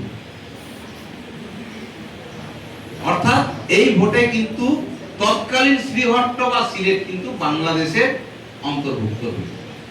তখনও কিন্তু আজকের যে তোমরা পশ্চিমবঙ্গে দেখছো কুচবিহার, স্টিল কুচবিহার স্বাধীনতার সময় কিন্তু স্বাধীন। এগুলোর অন্য এপিসোড কোনোদিন যদি পাই, বল্লাল ভাই প্যাটেল তিনি কিভাবে এই ভারত ইউনাইটেডের ক্ষেত্রে ভূমিকা নিয়েছিলেন। যেমন ছিল তোমার হায়দ্রাবাদ, হায়দ্রাবাদ তো কোনোদিন ভারতের মধ্যে ছিল না। ওরা প্রথমে বলেছিল আমরা স্বাধীন থাকবো, ভারত বলেছিল আমরা হায়দ্রাবাদে আমরা স্বাধীন থাকবো। ওই প্যাটেল বলেছিল আপনি স্বাধীন থাকবেন তো, আপনার চারিদিকে কি আছে জানেন তো, যে এখানে পা রাখবেন ভারত, আপনি বেরোতে পারবেন, আমি চারিদিকে ব্যারিকেড করে দেবো। মানে এগুলো যেটাকে ওনাকে বলা হয় লৌহ মানব, বলতো না, কিছুটা ভয় বোঝানোর থেকে বেশি ভয়ই ছিল। এইভাবে ইউনাইটেড করেছিল। দমনদ্বীপ তো বহুকাল পর্তুগিজ শাসনে ছিল। যেটা দমনদ্বীপ আমরা বলি গোয়া দমনদ্বীপ, তো বহুকাল পর্তুগিজ শাসন ছিল, 71 স্বাধীনতা পেয়েছে। ফলে সবটাই যেটাকে আমরা এখন ভারতবর্ষ দেখি, সবটা স্বাধীনতার সময় সেই ভারতবর্ষ ছিল না, তার পরবর্তীকালে হয়েছে, গণভোট হয়েছে, নেহরুজি প্রধানমন্ত্রী হয়েছে, তারও ইতিহাস আছে যে নেহরুজি প্রধানমন্ত্রী হয়েছিল সত্যি যে ভারতবর্ষের যে গণপরিষদ তাদের কি সংখ্যাধিক্য ছিল, ইতিহাস বলেছিল না, ছিল কার পক্ষে সংখ্যাধিক্য, প্যাটেলের পক্ষে। সবাই চেয়েছিল, গণপরিষদ চেয়েছিল প্যাটেল প্রধানমন্ত্রী, যাই হোক একজনই চেয়েছিলেন তৎকালীন মহাত্মা গান্ধী, যেটাকে বলে ভেটো পাওয়ার। ভেটো অদ্ভুত পাওয়ার, একটা শব্দ দেখবে ভেটো পাওয়ার থাকে রাষ্ট্রপুঞ্জে, মানে ভেটো যদি বলে যে আমি এটার ভেটো প্রয়োগ করলাম না, দ্বিতীয় কেউ নেই, মানে মহাত্মা গান্ধী বলেছেন উনি হবেন, মানে আর কারো কিছু বলার নেই, তো তিনি হয়েছিলেন। এই জায়গায় আমাদের পশ্চিম বাংলার জন্ম হল। আবার বলছি, তুমি যদি কারো পুরুলিয়া থাকে বাড়ি টাড়ি, তোমাদের দেখবে মানভূম সব কথাটাই চালু আছে, মানভূম ভিক্টোরিয়া ইনস্টিটিউশন, মানভূম মহাবিদ্যালয়। কেন মানভূম? তখন মানভূম যেটাকে আমরা বলছি আজকের যে পুরুলিয়া, তখন কিন্তু বিহারের অন্তর্গত ছিল। 1956 1 নভেম্বর ওই মানভূমের অংশটা পশ্চিম বাংলায় আসে, অর্থাৎ যে পুরুলিয়াতে আমরা ছিলাম ওটা কিন্তু 1956 সাল পর্যন্ত পশ্চিম বাংলায় ছিল, ভারতে তো অবশ্যই ছিল, বিহারে ছিল। তাই সেই করেই তোমাদের আজকের এই যে বর্তমান কোচবিহার ছিল না কিন্তু স্বাধীন রাষ্ট্র, সেই কোচবিহারের মধ্যে আছে, এই করে বর্তমানে পশ্চিমবঙ্গের এই জায়গাটা চালিয়েছে। এই ইতিহাস বলতে বলেছে, শুধু আমি ইতিহাস বলে ক্ষান্ত থাকবো না, কারণ ইতিহাসের সাথে সাথে আমাদের ঐতিহ্য এবং আমরা কোথায় গিয়ে দাঁড়িয়েছি আজ পশ্চিম বাংলা। এক সময় পশ্চিম বাংলা ব্রিটিশ ভারতের সবচেয়ে বলা হতো ল্যান্ড অফ ইন্টেলেকচুয়াল, এখনো বলে, কিন্তু সেটা অনেকটা ম্রিয়ম্রান হয়ে গেছে। তোমরা যারা বাইরে স্টেটে যাবে দেখবে আগে বাঙালি বলতে যে সম্ভ্রমটা করতো, সত্যি আমরা হারিয়েছি। আমি তার জন্য সংখ্যা 34, 15, এখন তো এই সংখ্যাগুলো সবসময় ভাসছে, আমি সংখ্যা তত্ত্বের দিকে যাচ্ছি না, কিন্তু এক সময় পশ্চিম বাংলা ভারতবর্ষের শিক্ষার নিরিখে প্রথম দিকে অবস্থান করত, সেটা কিন্তু আজকে আমরা হারিয়েছি। সংস্কৃতির দিক থেকে, ভ্রাতৃত্বের দিক থেকে সূচক আমরা কিন্তু উপরের দিকে অবস্থান করতাম। আমাদের থেকেই তুমি আজকে যারা আমরা জাতীয় সঙ্গীত গাইলাম, বন্দে মাতরম, লেখা কে? বঙ্কিমচন্দ্র চট্টোপাধ্যায়। জনগণমন, জাতীয় ত্রোস, ভুল করো না দুটোতে, একটা হচ্ছে জাতীয় সঙ্গীত ন্যাশনাল সং, আর একটা হচ্ছে ন্যাশনাল অ্যানথেম, একটা হচ্ছে জাতীয় ত্রোস, কার লেখা? রবীন্দ্রনাথ। এখন বর্তমান বাংলার যে জাতীয় সঙ্গীত আমার সোনার বাংলা, কার লেখা? রবীন্দ্রনাথ। ইভেন শ্রীলঙ্কার নম শ্রীলঙ্কা মাতা, তার সুরটা রবীন্দ্রনাথের দেওয়া। তাহলে এই ইন্টেলেকচুয়াল রবীন্দ্রনাথ, বিবেকানন্দ, বিদ্যাসাগর, নেতাজি সবাই কিন্তু এই বাংলায় জন্মগ্রহণ করেছেন এবং বাংলা তথা ভারতবর্ষকে এগিয়ে নিয়ে গেছেন। এবং সেই জন্যই একটা প্রবাদই হয়েছিল যে ভারত যা ভাবে বাংলা করে না, কি কথাটা বেশ বলে নিও, বলতে পারো, অর্থাৎ বাংলায় পথ দেখায়। কিন্তু আজকের নিরিখে দাঁড়িয়ে সত্যি বাংলা পথ দেখাচ্ছে কিনা আমাদের আত্মসমালোচনা করার জায়গা। শিক্ষার নিরিখে আমরা আজ কোথায় দাঁড়িয়ে আছি, শিল্পের নিরিখে আমরা আজ কোথায় দাঁড়িয়ে আছি, স্বাস্থ্যের নিরিখে আমরা আজ কোথায় দাঁড়িয়ে আছি। তাহলে এই যে আমাদের অবনমন ঘটেছে, সেই অবনমন থেকে কিভাবে আমরা মুক্তি পাব, সেটা আমাদেরকে এই বিশেষ দিনগুলোতে ভাবতে হবে। আমরা শিক্ষায় কিন্তু করে জাতির মেরুদণ্ড, শিক্ষকতায় বা শিক্ষায় পারে সমাজে সংস্কার করতে। তাই শিক্ষাকে আরো স্ট্রং করতে হবে, আরো মানে কি বলবো, আরো স্বচ্ছ করতে হবে, নিয়োগ স্বচ্ছ হতে হবে। শিক্ষকদের মধ্যে যেন ভেজাল শিক্ষক না ঢোকে। এখন তো বলে তুমি কখন কত সালের শিক্ষক, কি অদ্ভুত বিষয় জানো তো। এগুলো একটা সময় হয়েছে যে আচ্ছা তোমার শিক্ষক, তোমার কত সালে তোমার জয়েনিং।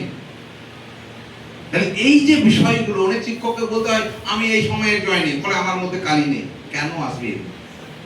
শিক্ষা ক্ষেত্রে কলুষিত, মানে কিন্তু সমাজ পিছিয়ে যাচ্ছে।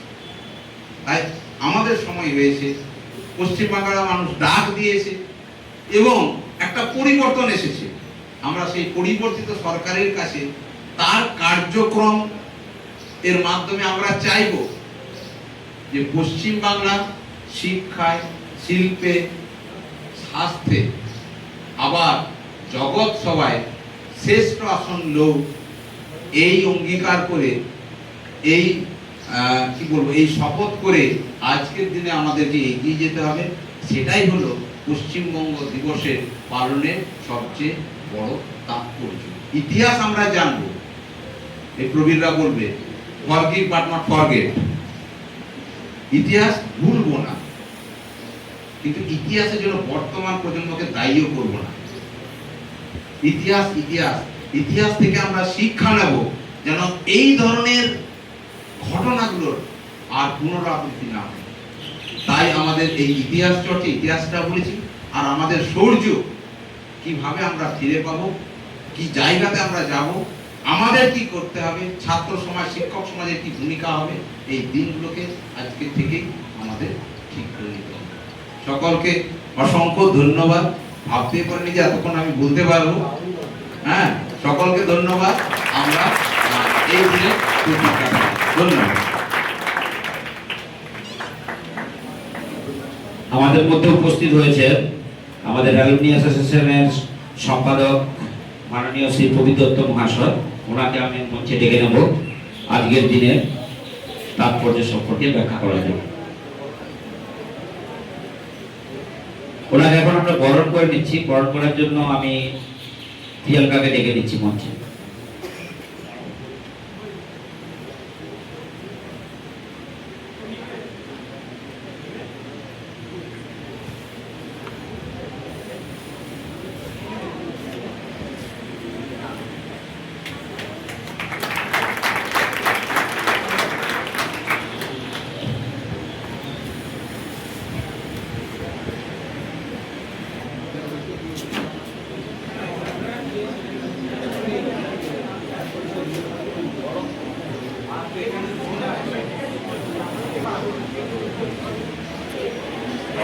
শুভ দিপ্র। আজ নিখিলবঙ্গ শিক্ষণ মহাবিদ্যালয়ে পশ্চিমবঙ্গ দিবস উদযাপন করতে আমরা আমাদের সেই পরিচিত সেমিনার হলে উপস্থিত হয়েছে। মঞ্চ ভূমিষ্ঠ অধ্যক্ষ ডক্টর ভীমচন্দ্র মণ্ডল, নিখিলবঙ্গ শিক্ষণ মহাবিদ্যালয়। আমার সামনে উপবিষ্ট নিখিলবঙ্গ শিক্ষণ মহাবিদ্যালয়ের অধ্যাপক, অধ্যাপিকা, শিক্ষাকর্মী বৃন্দ, সকলকে যথাযোগ্য স্থানে সম্মান, শ্রদ্ধা, নমস্কার জানিয়ে আজকে দু চার কথা বলার চেষ্টা করছি। প্রথমত, একটু আগে ডক্টর ভীমচন্দ্র মণ্ডল যেভাবে আমাদের ইতিহাসের পথ ধরে বিচরণ করালেন, তাতে আমরা মন্ত্রমুগ্ধ হয়ে শুনছিলাম। এবং সব থেকে বড় কথা, তিনি প্রত্যেকটি তথ্য পুঙ্খানুপুঙ্খভাবে একদম সঠিকভাবে আমাদেরকে জানিয়েছেন।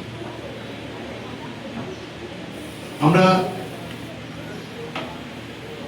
20শে জুন পশ্চিমবঙ্গ দিবস পালন করার জন্য আজকে উপস্থিত হয়েছি, কিন্তু 1 বছর আগে 20শে জুন আমরা কি পালন করেছি? করি।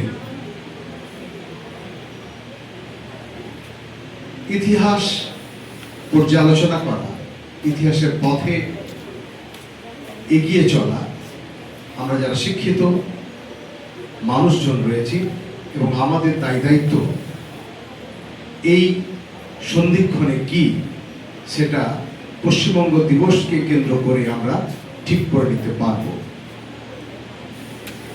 আমরা সকল ছাত্রছাত্রীকে একটু বলবো, পিছনের দিকে, সামনের 15 বছরের মধ্যে যদি চাকরি বাকরি করতে হয়, তাহলে আজকে এই যে আলোচনা হচ্ছে, আলোচনাটা শুনে রাখতে হবে।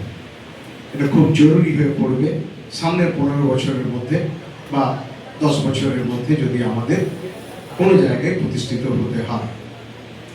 প্রথম কথা, আমরা খুব আমাদের কাছে খুব যন্ত্রণার এবং আক্ষেপে এবং এটা অদ্ভুত যে আমরা ছোটবেলা থেকে পশ্চিমবঙ্গ দিবস বা পশ্চিমবঙ্গ সৃষ্টির ইতিহাস থেকে পড়া থেকে বঞ্চিত হয়েছে। এই মুহূর্তে পশ্চিমবঙ্গের যে সিলেবাস রয়েছে সেখানে কথাও পশ্চিমবঙ্গের ইতিহাস নিয়ে আলোচনা, মানে পশ্চিমবঙ্গ কিভাবে গঠিত হয়েছিল, কোন ঐতিহাসিক সন্ধিক্ষণে এটা তৈরি হয়েছিল সে সম্পর্কে আমাদের কোনো স্পেস নেই। এটা কালের নিয়ম, শাসকের নীতি এবং সময়ের প্রয়োজনীয়তা ঠিক করে দেয় আমরা কিভাবে কখন কোনটাকে পরিদর্শন করব। কিন্তু আমরা যারা শিক্ষিত মানুষ তারা কখনো যেন বিস্তৃত না হই ইতিহাস নিয়ে। ইতিহাসটা স্মরণে থাকা দরকার, কোনো ইতিহাসকে চাপা পড়া উচিত নয় এবং ইতিহাসের মিস ইন্টারপ্রিটেশন হওয়া উচিত নয়। আমরা স্যার আমাদেরকে একেবারে 19বিংশ শতাব্দীর কাছাকাছি থেকে শুরু করে একেবারে 1947 এর একটা জায়গাকে উনি কাভার করার চেষ্টা করেছেন এবং শ্যামাপ্রসাদ মুখোপাধ্যায়ের যে ভূমিকা সে ভূমিকা সম্পর্কে বলেছেন। এই বক্তব্য শুরু করার আগে আমরা ব্যক্তিগতভাবে আমি শ্যামাপ্রসাদ মুখোপাধ্যায়ের চরণে প্রণাম নমস্কার জানাই। আমরা স্প্যানটাকে একটু ছোট করে দিচ্ছি, কারণ আলোচনাটা অন্যদিকে হয়েছে, একটু স্প্যানটাকে ছোট করে নিচ্ছি। আমরা শুরু করছি 1935 সাল। 1935 সাল, আর তার আগে আমাদের একটা কথা বলে নেওয়া ভালো। 20 জুন 1947 এটা আমাদের লক্ষ্য, মানে 1935 থেকে যখনই শুরু করি না কেন আমাদের পৌঁছাতে হবে 1947 20 জুন। 1935 কি হচ্ছে?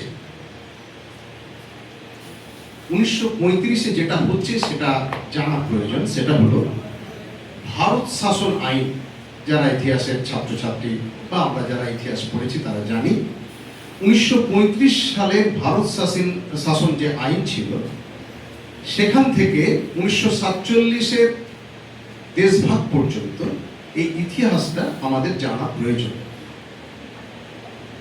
1935 সালে ভারত শাসন আইন এর মধ্যে একটা সিদ্ধান্ত হয়েছিল 1937 সালে একটা নির্বাচন হবে, মানে প্রথম এই বঙ্গদেশের নির্বাচন হচ্ছে 1937 সালে।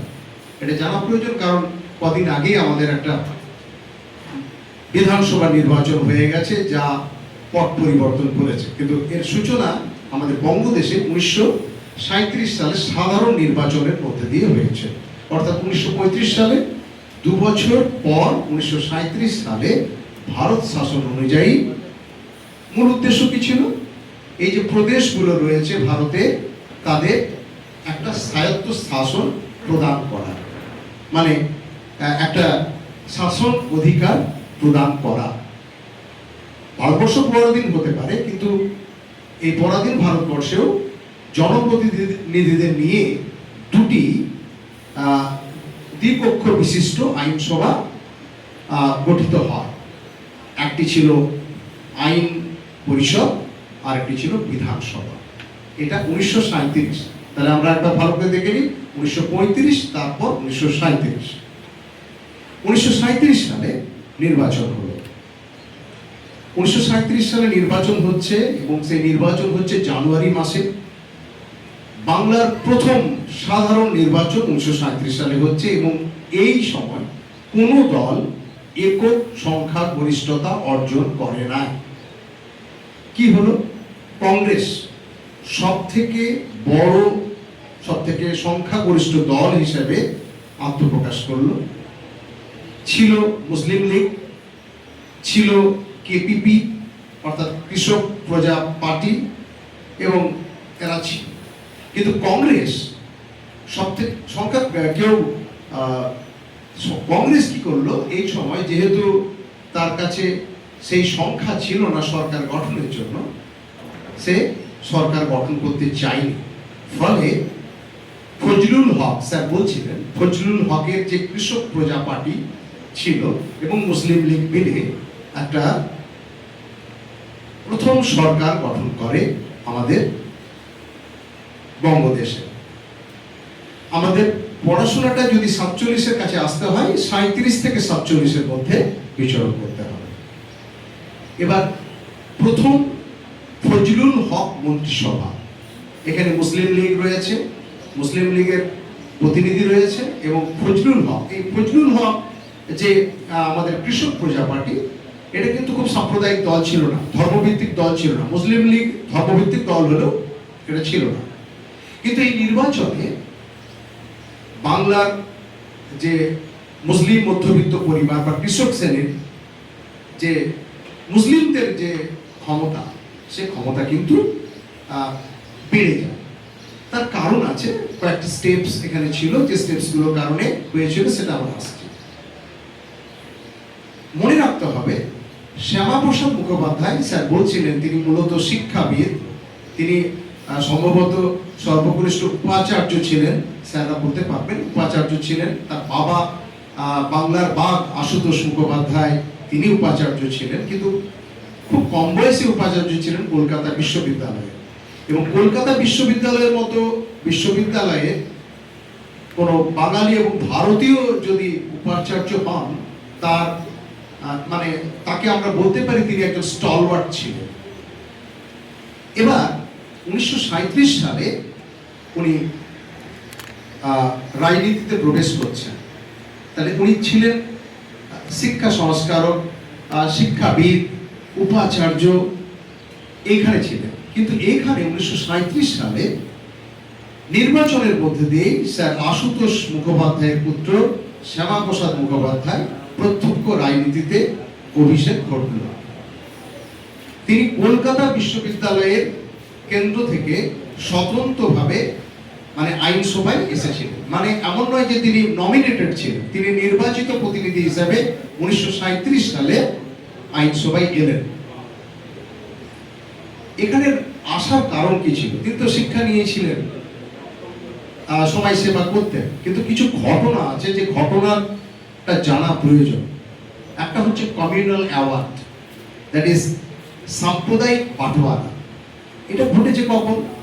এখানে মনে রাখতে হবে 1932 সালের ব্রিটিশ প্রধানমন্ত্রী, তিনি ছিলেন ম্যাকডোনাল্ড, রামজে ম্যাকডোনাল্ড।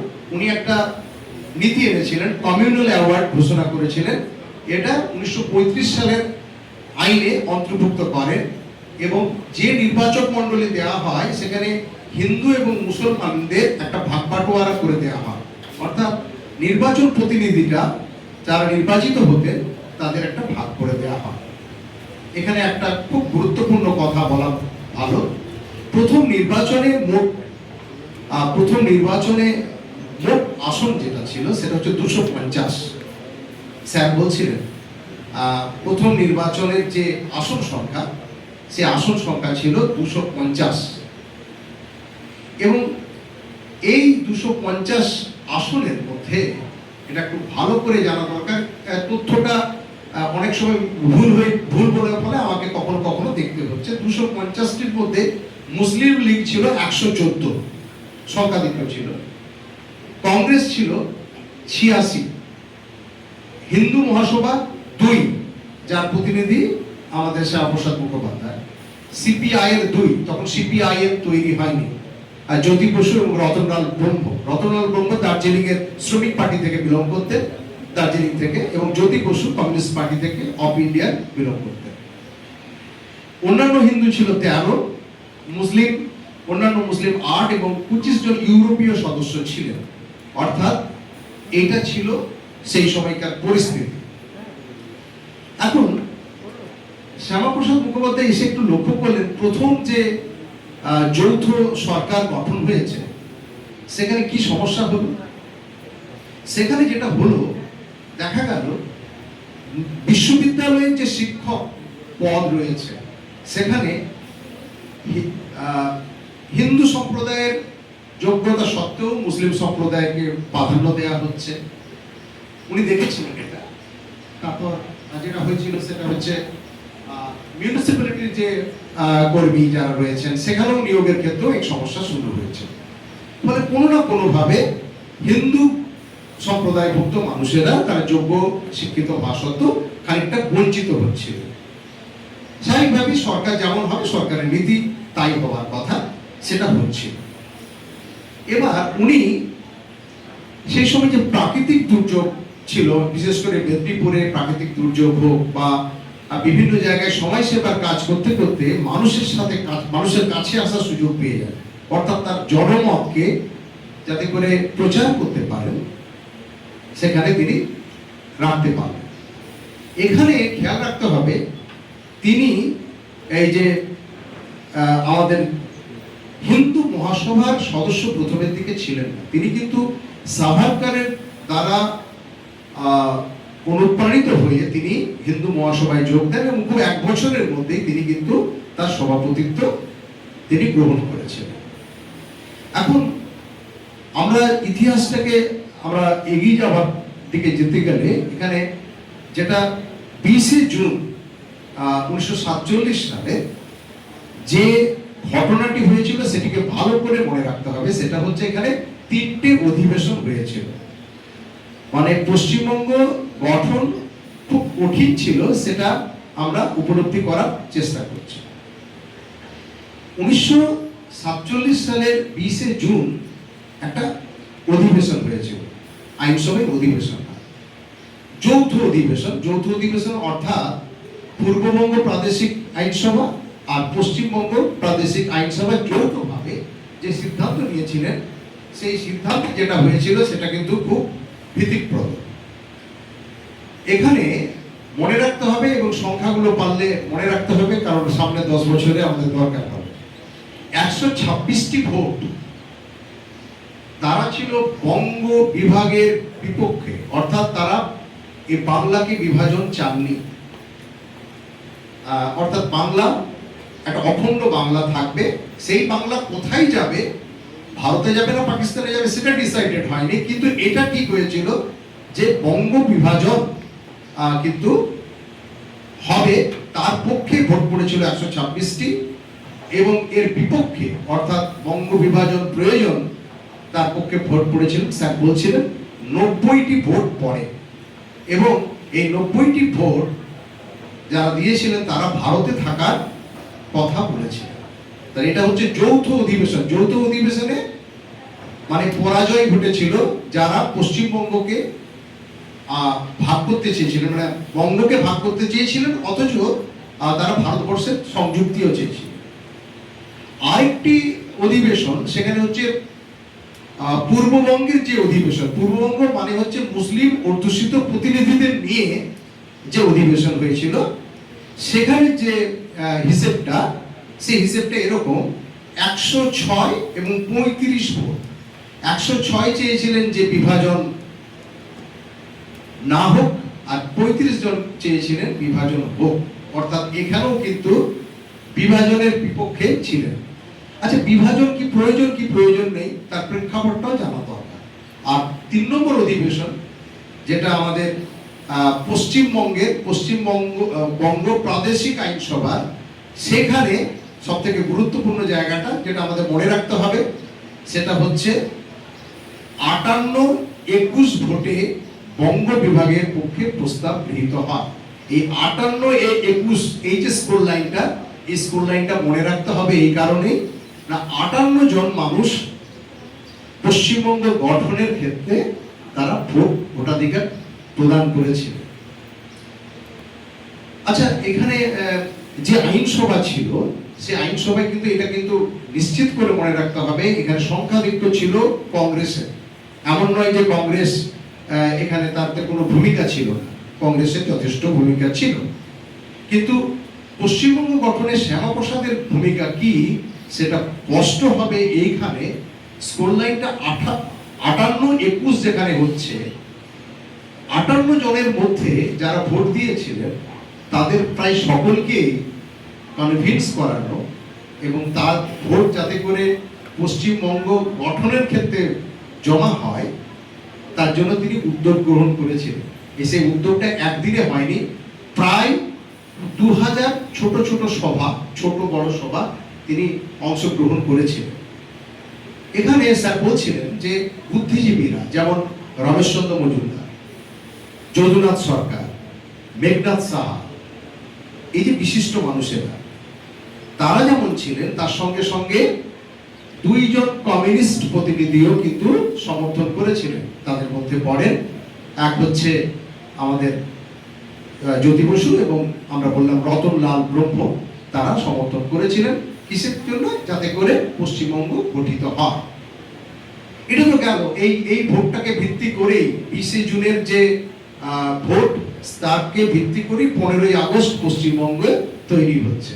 তাই আমাদের মধ্যে একটা ডিবেট হয় যে পশ্চিমবঙ্গ দিবস কি তাহলে 15ই আগস্ট 1947 পালন করব না 20 জুন 1947 পালন করব। যার তত্ত্ব, যার পরিকল্পনা, ভোটাধিকারের মাধ্যমে যে সিদ্ধান্ত, সেটা হয়েছে 20 জুন 1947-এ। তাই আমরা সকলে মিলে ঠিক করেছি যে, বা সরকার ঠিক করেছে 1947 সালে এটা গঠিত হবে। কিন্তু কেন, পরিস্থিতি কেন হলো? আর শ্যামাপ্রসাদ মুখোপাধ্যায়কে আমরা কেন বলবো যে তিনি পশ্চিমবঙ্গের রূপকার হয়ে গেলেন? কেন? এটা তো পাঞ্জাবও ভাগ হয়েছে। পাঞ্জাবে তো কে ছিল যে পাঞ্জাবকে আমাদের ভারতের দিকে দিয়ে দিয়েছে, বা এই বঙ্গকে এখানে দিয়ে দিয়েছে? সেখানে তো কেউ ছিল না। তাই তো পাঞ্জাবও তো একটা প্রভিন্স তৈরি হয়েছে। এখানে একটা ব্যাপার আছে, যেহেতু বিভাজনটি হয়েছিল মূলত সম্প্রদায় ভিত্তিক, সেখানে একটা উদাহরণ তুলে ধরেন শ্যামাপ্রসাদের মুখোপাধ্যায়ের সমর্থকরা। সিন্ধ প্রদেশ, যে সিন্ধ প্রদেশ রয়েছে পাকিস্তানে, সেখানে কিন্তু আমাদের হিন্দু প্রতিনিধি ছিলেন। তা সত্ত্বেও সিন্ধ প্রদেশকে বিভাজন করা যায়নি, অর্থাৎ সিন্ধ প্রদেশ কিন্তু পাকিস্তানি অবস্থান করেছে এবং সেখানকার যারা হিন্দু তাদেরকে উদ্বাস্তু হয়ে চলে আসতে হয়েছে। পশ্চিমবঙ্গের প্রেক্ষাপটটা স্যার বলছিলেন 1947 সালে 1946 সালে দুটো ঘটনা, যেটা একেবারে খুব ভয়ঙ্কর। এই দুটো ঘটনা কিন্তু সব থেকে বেশি প্রম্পট করেছিল আমাদের শ্যামাপ্রসাদ মুখোপাধ্যায় এবং তার সহযোগীদের, যাতে করে পশ্চিমবঙ্গ বিভাজনের জন্য জনমত তৈরি করা যায়। সেই দুটো কি কি? একটা হচ্ছে নোয়াখালীর যে দাঙ্গা, আর হচ্ছে কলকাতা যে ডাইরেক্ট কিলিং, কলকাতার যে দাঙ্গা হয়েছিল, যেটাকে সোহরাওয়ার্দী তিনি আর কোথাও না কোথাও এই দাঙ্গার পিছনে তিনি ইন্ধন জুগিয়েছিলেন। আচ্ছা, এখানে একটু কথা বলে রাখা ভালো যে এই যে দাঙ্গা হচ্ছে, নোয়াখালীর দাঙ্গাতে মহাত্মা গান্ধী গিয়ে অবস্থান করছেন, বা আমাদের এখানে কলকাতা দাঙ্গার সময়ও মহাত্মা গান্ধী এসে চেষ্টা করছেন হিন্দু মুসলিমদের মধ্যে সম্প্রীতি স্থাপন করার, এবং হিন্দুদের বাঁচানোর ক্ষেত্রে গোপাল পাঠার ভূমিকার কথাও এখানে আলোচিত হচ্ছে। কিন্তু পশ্চিমবঙ্গ অর্থাৎ হিন্দু বাঙালির নিরাপদ স্থান তৈরি করার পরিকল্পনা যদি না ভাবা হতো, তাহলে হয়তো আমাদেরও এই বঙ্গ ছাড়িয়ে আমাদের চলে যেতে হতো ঝাড়খণ্ড, উড়িষ্যা বা বিহারে গিয়ে আমাদের যেতে হতে পারত। অবশ্যই পুরুলিয়া লোকেদের যেতে হতো না, কারণ পুরুলিয়া অলরেডি বিহারের মধ্যেই ছিল। মানভূম থেকে পরে পুরুলিয়া যুক্ত হয়। কিন্তু আসলে যাদের পূর্বপুরুষেরা বাংলাদেশ থেকে উঠে এসেছেন, যারা পার্টিশনাল লিটারেচার পড়েন, সেখানে বুঝতে পারবে তাদের যন্ত্রণা, তাদের এই শেকড় হারা অবস্থা, রুটলেসনেস, ডিসপ্লেসমেন্টস, বা যারা ডায়াসপোরা লিটারেচারে পড়াশোনা করেছে তারা জানে যে কিভাবে মানে রুটলেসনেস কত যন্ত্রণা, কত ট্রমা সৃষ্টি করেছে। সেটা লিটারেচারে যেমন, বাস্তব জীবনে আরো ভয়ঙ্কর। এবং আমরা এখনো দেখি আমাদের এই বাঁকুড়ার বিভিন্ন নদীর প্রান্তে পূর্ববঙ্গের মানুষেরা এখানে এসে তারা এখানে স্থান পেয়েছেন এবং জায়গা করছেন। এই যন্ত্রণাটা তাদের কাছে কিন্তু আছে। এখন আমাদের মূল বিষয় হচ্ছে যে পশ্চিমবঙ্গকে আনার পিছনে শ্যামাপ্রসাদের মুখোপাধ্যায়ের ভূমিকা কি। এখানে তিনটে জিনিস মনে রাখতে হবে। একটা হচ্ছে ভারত বিভাজন অবশ্যম্ভাবী ছিল। এটা মুসলিম লীগের মোহাম্মদ আলী জিন্নাহ যে দাবি করেছিলেন সেই সময় তিনি স্বপ্নেও ভাবতে পারেননি যে তিনি পাকিস্তান পাবেন, কিন্তু এটা নিশ্চিত যে কোনোদিন না কোনোদিন এই বিভাজন হতোই। বিভাজনের রূপরেখা কি ছিল? একেবারে পশ্চিম দিকে পাকিস্তান, পশ্চিম পাকিস্তান হওয়ার কথা, আর আমাদের এদিকে পূর্ব পাকিস্তান অর্থাৎ বাংলাদেশ পূর্ব পাকিস্তান হওয়ার কথা, এবং তাই হয়েছিল। মাঝখান থেকে এই পশ্চিমবঙ্গ ছিনিয়ে আনার ক্ষেত্রে, পশ্চিমবঙ্গকে ভারত ভুক্তির ক্ষেত্রে শ্যামাপ্রসাদের ভূমিকা রয়েছে। কিভাবে না, আসলে সোহরাওয়ার্দী এবং ফরওয়ার্ড ব্লকের আমাদের নেতাজি সুভাষচন্দ্র বসুর দাদা শরৎচন্দ্র বসু এবং আরেকজন ছিলেন, আমার নামটা মনে পড়ছে না, এরা চেয়েছিলেন যে একটা ইন্ডিপেন্ডেন্ট ইউনাইটেড বেঙ্গল থাকবে, যেটা না পাকিস্তানে যুক্ত হবে না ভারতে যুক্ত হবে। কিন্তু এটা, এই যে ধারণাটা, এটা একটা ছিল, একটা ট্রিক ছিল, যে ট্রিকটা মোহাম্মদ আলী জিন্নাহ এবং সোহরাওয়ার্দীরা করেছিলেন। প্রথমে এটাকে ইউনাইটেড ইন্ডিপেন্ডেন্ট বেঙ্গল করে পরবর্তী ক্ষেত্রে এটা পাকিস্তানের অংশ করে নেবে। তো এই মূলত পূর্ব পাকিস্তানের অংশ থেকে পশ্চিমবঙ্গকে আনার পিছনে যেটা যার অবদান, সে শ্যামাপ্রসাদ মুখোপাধ্যায়ের 4 থেকে 6 এপ্রিল 1947 সালে যে সমাবেশের মধ্যে দিয়ে এইটা রচিত হয়েছিল, সেটা হচ্ছে তারকেশ্বরের সমাবেশ। তারকেশ্বরের সমাবেশের 4 এপ্রিল থেকে 6 এপ্রিল এই সমাবেশ থেকেই এই পশ্চিমবঙ্গের দাবিটি উঠেছিল। আমরা যারা এখানে বসে আছি তারা আমরা নিশ্চিত করে জানি আমরা দেশ ভাগ চাই না, কিন্তু প্রথমের দিকে হিন্দু মহাসভা দেশ ভাগ চাইনি। কিন্তু যখন তারা দেখেছিল যে দেশ ভাগ অবশ্যম্ভাবী, সেটা যেমন সত্যি, কিন্তু দুটো জায়গার কমিউনিটির যন্ত্রণা তিনি অনুভব করেছিলেন, তাদের অস্তিত্ব সংকটটিকে অনুভব করেছিলেন। এক হচ্ছে পাঞ্জাবের হিন্দু এবং এই পূর্ববঙ্গের হিন্দু, এদের কি হবে, এদেরকে বাঁচানোর জন্যই কিন্তু আমাদের এই উদ্যোগ। স্যার বলছিলেন যে মালদহ উত্তর, অ্যাকচুয়ালি পশ্চিম দিনাজপুর ছিল, পরে উত্তর দিনাজপুর দক্ষিণ দিনাজপুরে বিভাজিত হয়। মালদহ, উত্তর দিনাজপুর, দক্ষিণ দিনাজপুর এই জেলাগুলি অবশ্যই চলে যাওয়ার কথা ছিল, নদিয়া চলে যাওয়ার কথা ছিল কোথায়, আমাদের পূর্ববঙ্গের দিকে। সেইটাকে করার জন্য, সেটাকে আমাদের পশ্চিমবঙ্গে অন্তর্ভুক্তির জন্য তিনি যেটি করেছিলেন, তিনি মাউন্ট ব্যাটেনকে টেলিগ্রাম লিখেছিলেন। মাউন্ট ব্যাটেনকে টেলিগ্রাম লিখেছিলেন। তিনি নেহেরুকে বোঝান যে যে চক্রান্ত চলছে যাতে করে পাকিস্তানের অন্তর্ভুক্তি হয়, সেটা বোঝানোর চেষ্টা করেছিলেন। এবং তিনি আলটিমেটলি তিনি সফল হয়েছিলেন, যে এমনকি গান্ধীজিকেও তিনি বোঝাতে সক্ষম হয়েছিলেন যে এই বিভাজন প্রয়োজন, না হলে কিন্তু শুধুমাত্র দেশকে বাঁচানো নয়, মানে একটা জাতি অস্তিত্বহীন হয়ে পড়বে। তো সেইখান থেকে এই কাজটি তিনি করেছিলেন। তার মানে আমরা কি হতাম, আমরা নো ম্যানস ল্যান্ডে চলে যেতাম। ছিটমহলের কথা শোনা আছে? ছিটমহল, ছিটমহলের যারা বাসিন্দা তারা না পাকিস্তান, না বাংলাদেশে, না হচ্ছে আমাদের ভারতবর্ষে, তাদের কিন্তু অস্তিত্ব সংকট এখনো রয়েছে। খানিকটা সময় পূর্ব, মানে সেই সময়কার বামপন্থী যে সরকার ছিল তারা একটা উদ্যোগ নিয়েছিল যাতে সমাধান করা যায়, কিন্তু তাদের সংকট এখনো চলছে। এই পশ্চিমবঙ্গ গঠন করার ফলে যেটা হয়েছে সেটা হচ্ছে যে এই যে বাঙালি ইন্টেলেকচুয়ালদের কথা বলা হয়, যে সংস্কৃতির কথা বলা হয়, যে প্রজ্ঞা এবং জ্ঞানের কথা বলা হয়, তার একটা মেল্টিং পট অন্তত হয়ে রয়েছে এই পশ্চিমবঙ্গ। এখনো বেঁচে রয়েছে আমাদের বাঙালির অস্তিত্ব, বাঙালির অস্মিতা এই পশ্চিমবঙ্গ কেন্দ্রিক।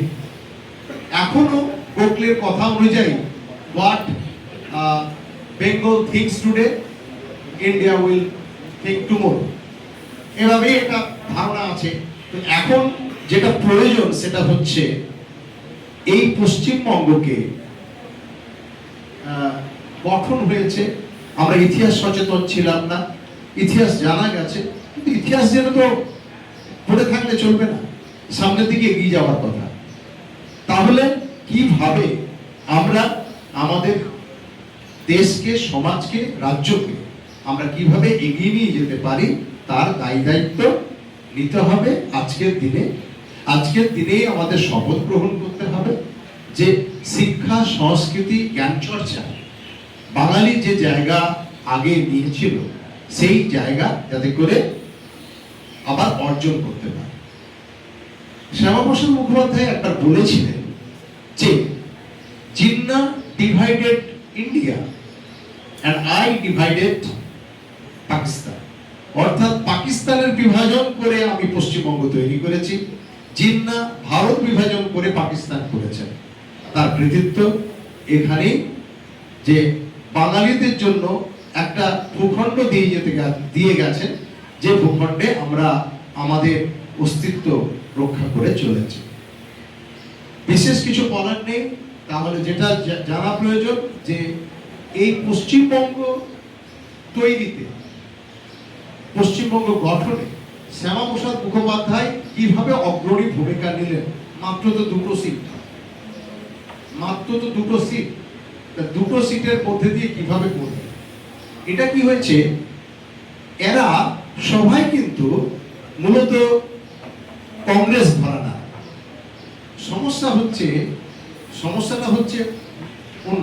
সমস্যাটা হচ্ছে সর্বদা বাঙালি জাতি যখন নেতৃত্ব স্থানীয় যাওয়ার চেষ্টা করেছে, কোথাও না কোথাও সারা ভারতের নেতৃত্ব বাঙালি নেতৃত্বকে দমিয়ে দিয়েছে। যেমন ঘটেছে নেতাজি সুভাষচন্দ্র বসুর ক্ষেত্রে, তিনি কংগ্রেসের অংশ ছিলেন, তাকে কংগ্রেস ছাড়তে হয়েছে। ঠিক যে ঘটনাটা ঘটেছে আমাদের শ্যামাপ্রসাদের ক্ষেত্রে, শ্যামাপ্রসাদ মুখোপাধ্যায় প্রথম ভারত সভা, যে কংগ্রেস পরিচালিত যে সরকার গঠিত হয়, তার আইনমন্ত্রী ছিলেন এবং 2 বছর আইনমন্ত্রী থাকার পর তিনি আইনমন্ত্রিত্ব ত্যাগ করেন। এবং সেটার কারণ হচ্ছে কিন্তু এই কোথাও না কোথাও এই সাম্প্রদায়িক অবিচার, এবং সেই অবিচারের কারণে তিনি কিন্তু ছেড়ে দিয়েছেন। এবং সব থেকে গুরুত্বপূর্ণ যে কারণে শ্যামাপ্রসাদের মৃত্যু হয়েছিল, যার মৃত্যু সম্পর্কে এখনো কিন্তু আমাদের একটা রহস্য রয়ে গেছে। আমাদের যে সকল ফিগার্স গুলি রয়েছে, অনেকেরই মৃত্যু সম্পর্কে আমাদের কোনো ধারণা নেই। নেতাজি সুভাষচন্দ্র বসুর মৃত্যু ক্লাসিফাইড করে রাখা হয়েছে, এখনো রিকনস্ট্রাক্ট করা হয়নি। শ্যামাপ্রসাদের ক্ষেত্রেও তাই, আর লাল বাহাদুর শাস্ত্রীর ক্ষেত্রেও তাই। এই 3 জন মহাপুরুষের মৃত্যু নিয়ে কিন্তু রহস্য উন্মোচিত হয়নি। আমরা জানি জম্মু কাশ্মীরকে ভারতবর্ষে রাখা সম্ভব ছিল, কিন্তু জওহরলাল নেহেরু ঠিক সেই সময় উদ্যোগী হয়ে এই কাশ্মীরকে ভারতবর্ষের অন্তর্ভুক্তি করার জন্য যে উদ্যোগ নেওয়া দরকার ছিল, কিছু কারণ আছে, সেই কারণ তিনি গ্রহণ করেননি। এবং 370 ধারার প্রয়োগ, 370 ধারা যেটি ছিল সেটিকে তুলে দেওয়ার ক্ষেত্রে শ্যামাপ্রসাদ উদ্যোগী হয়েছিলেন। তিনি কাশ্মীরে গিয়েছিলেন এবং মনে রাখতে হবে অটল বিহারী বাজপেয়ী তার সঙ্গী ছিলেন। অটল বিহারী বাজপেয়ীকে বলেছিলেন আপনি এখান থেকে আপনি ফিরে যান। এই যে এটা ছিল, এবং আলটিমেটলি অটল বিহারী বাজপেয়ী ফিরে গিয়েছিলেন, কিন্তু শ্যামাপ্রসাদ মুখোপাধ্যায়ের মৃত্যু কিন্তু কাশ্মীর ভূখণ্ডে হয়, যার মৃত্যু কিন্তু এখনো রহস্যাবৃত রয়েছে। এই প্রসঙ্গগুলো কেন আসছে? কারণ সেই ব্যক্তিত্ব শুধুমাত্র বাঙালিকে তার ভূখণ্ড দিয়েছে তাই নয়, তিনি ভারতবর্ষকে একটি অখণ্ড ভারতবর্ষ চেয়েছিলেন, যেখানে জাতীয়তাবাদের তারা অনুপ্রাণিত হবে। সেই জায়গাটি করতে চেয়েছিলেন, তার স্বপ্ন সফল হবে। এবং আমরা পশ্চিমবঙ্গ দিবস পালন করব এইভাবেই, যদি আমরা আমাদের এই রাজ্যকে একেবারে শ্রেষ্ঠ জায়গাতে পৌঁছে দিতে পারি। আমাদের এখানকার কোনো শ্রমিককে যদি পরিযায়ী হয়ে যেতে না হয়, এখানকার ছাত্রছাত্রীদের চাকরি করার জন্য অন্য রাজ্যে বা বিদেশে যাতে পাড়ি না দিতে হয়, আমরা যদি তার উদ্যোগী হই, আমরা শিক্ষিত জন, আমরা যদি দায় দায়িত্ব পালন করতে পারি, এবং শুধু আমরা নই, সরকার, জনপ্রতিনিধি সকলে, তবেই পশ্চিমবঙ্গ দিবস পালন করা সার্থকতা থাকবে। আমি সকলকে আরেকবার যথাযোগ্য স্থানে সম্মান শ্রদ্ধা জানিয়ে এবং নিখিল বঙ্গ শিক্ষক মহাবিদ্যালয় কর্তৃপক্ষ তথা ডক্টর ভীমচন্দ্র মণ্ডলকে আরেকবার ধন্যবাদ কৃতজ্ঞতা জানাই আমাকে আমার কথা ভাগ করে নেওয়ার জন্য, করার সুযোগ করে নেওয়ার জন্য। ধন্যবাদ। ধন্যবাদ পবিত্র মহাশয়কে। এখন কিছু কথা ভাগ করে নেওয়ার জন্য আমি আমাদের শ্রী তরুণ বিশ্বাস মহাশয়কে মঞ্চে আসার জন্য অনুরোধ করছি।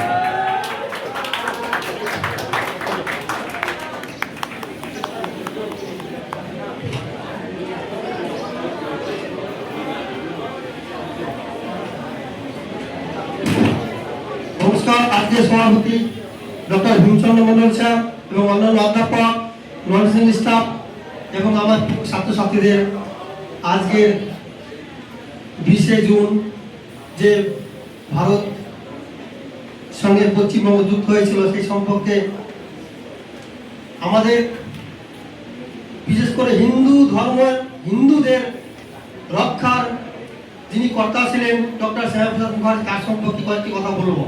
তোমরা পশ্চিমবঙ্গ আপনারা দেখছো, পশ্চিমবঙ্গ তথা বাংলা তখন ভারত, আমার তিনটে জিনিস জানতে হবে। 1 নম্বর ভৌগোলিক অবস্থা, 2 নম্বর রাষ্ট্রের যে সংবিধান, 3 নম্বর যে রাষ্ট্রের ইতিহাস। যদি না জানো তাহলে পরে তোমরা সেই দেশে বাস করে সেই সম্পর্কে যদি না জানো, ইন্টারভিউতে গেলে কোথাও গেলে কিছু বলতে পারবে না। যখন সেই সরকার আসে তখন সেই সরকার পক্ষে যে কাজ করে তার দিক থেকে ইন্টারভিউতে কোশ্চেন করা হয়। তাই রাস্তায় বলছি, আমাদের পশ্চিমবঙ্গ ছিল নানা জাতি নানা মত, তাহার মাঝে সবার মহামিলন। এই যে মহামিলন পশ্চিমবঙ্গে ছিল, কিন্তু তোমরা সবাই ইতিহাসে পড়েছ 1905 সালে যখন লর্ড কার্জন বাংলা ভাগ করেন, তার উদ্দেশ্য ছিল কি, যে বাংলাকে দুর্বল করে দাও। কারণ এই বাংলায় থেকেই আমাদের শুরু হয়েছিল আন্দোলন।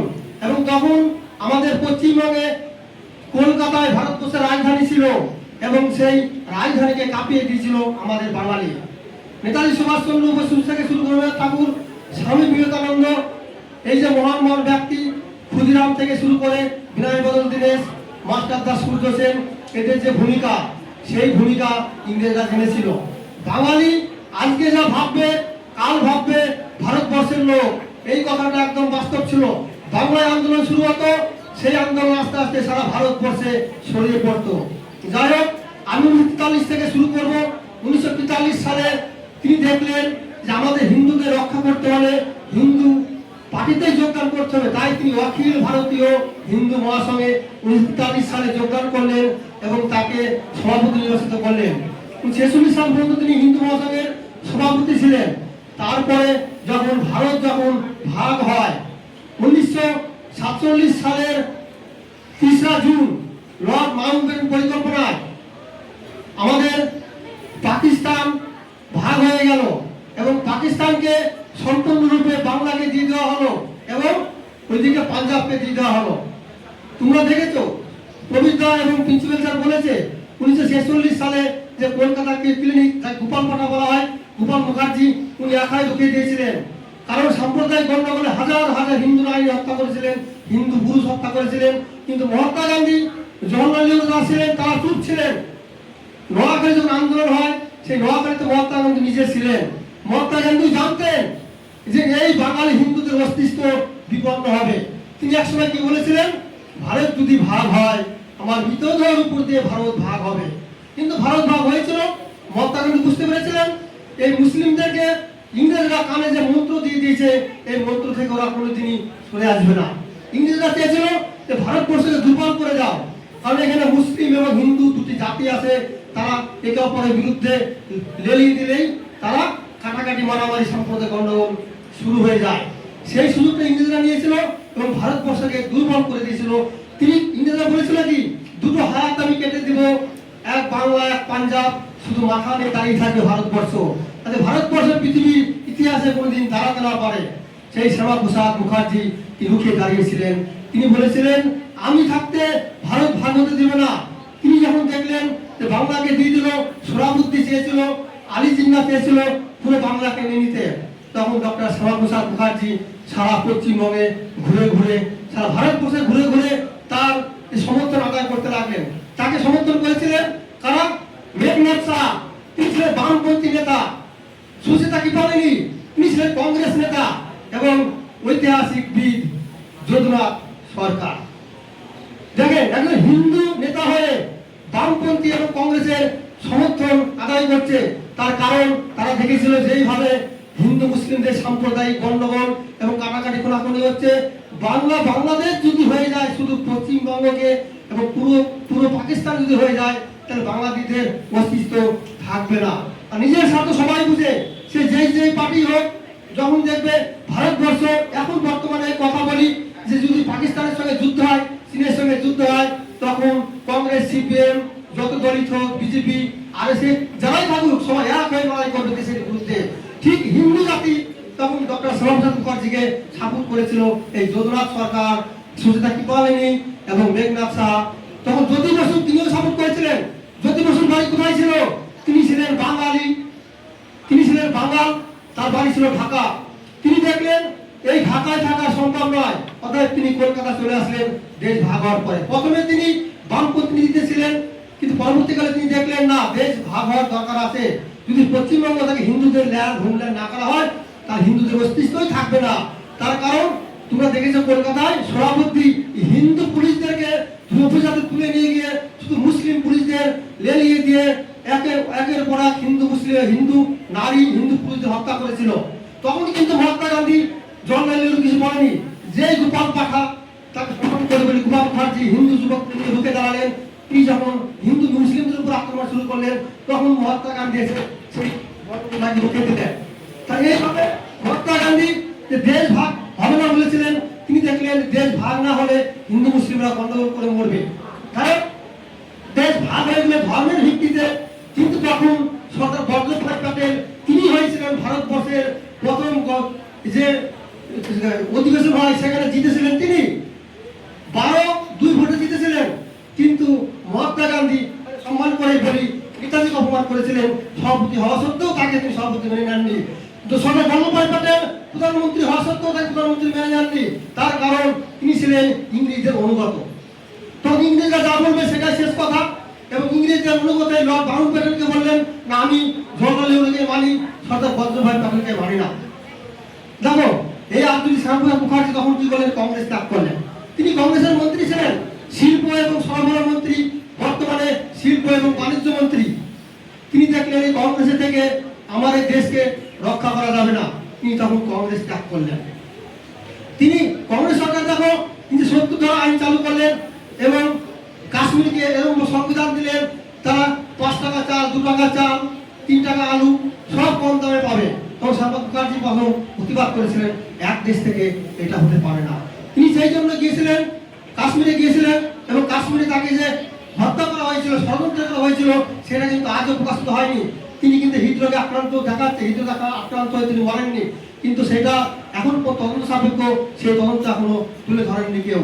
কিন্তু তাকে যত সম্ভব আমরা যতটা খবর পাই ইতিহাস থেকে, তাকে মেরে দেওয়া হয়েছিল। তার কারণ কংগ্রেস সরকার এবং কাশ্মীর সরকার এবং ইংরেজ তখন তারা সবাই এক ছিল, এবং যারা ভারতের ভালো কাজ করবে তাদের পক্ষে কিন্তু এই কংগ্রেস সরকার মেনে নেয়নি। তার কারণটা কি জানো? 130তে কি লেখা আছে? লিখেছিল যে মাদ্রাসা, চার্চে তাদের ধর্ম পড়াতে পারবেন, কোরআন পড়াতে পারবেন, বাইবেল পড়াতে পারবেন, কিন্তু হিন্দু ধর্মের গীতা, মহাভারত কোনো স্কুল কলেজে পড়াতে পারবেন না।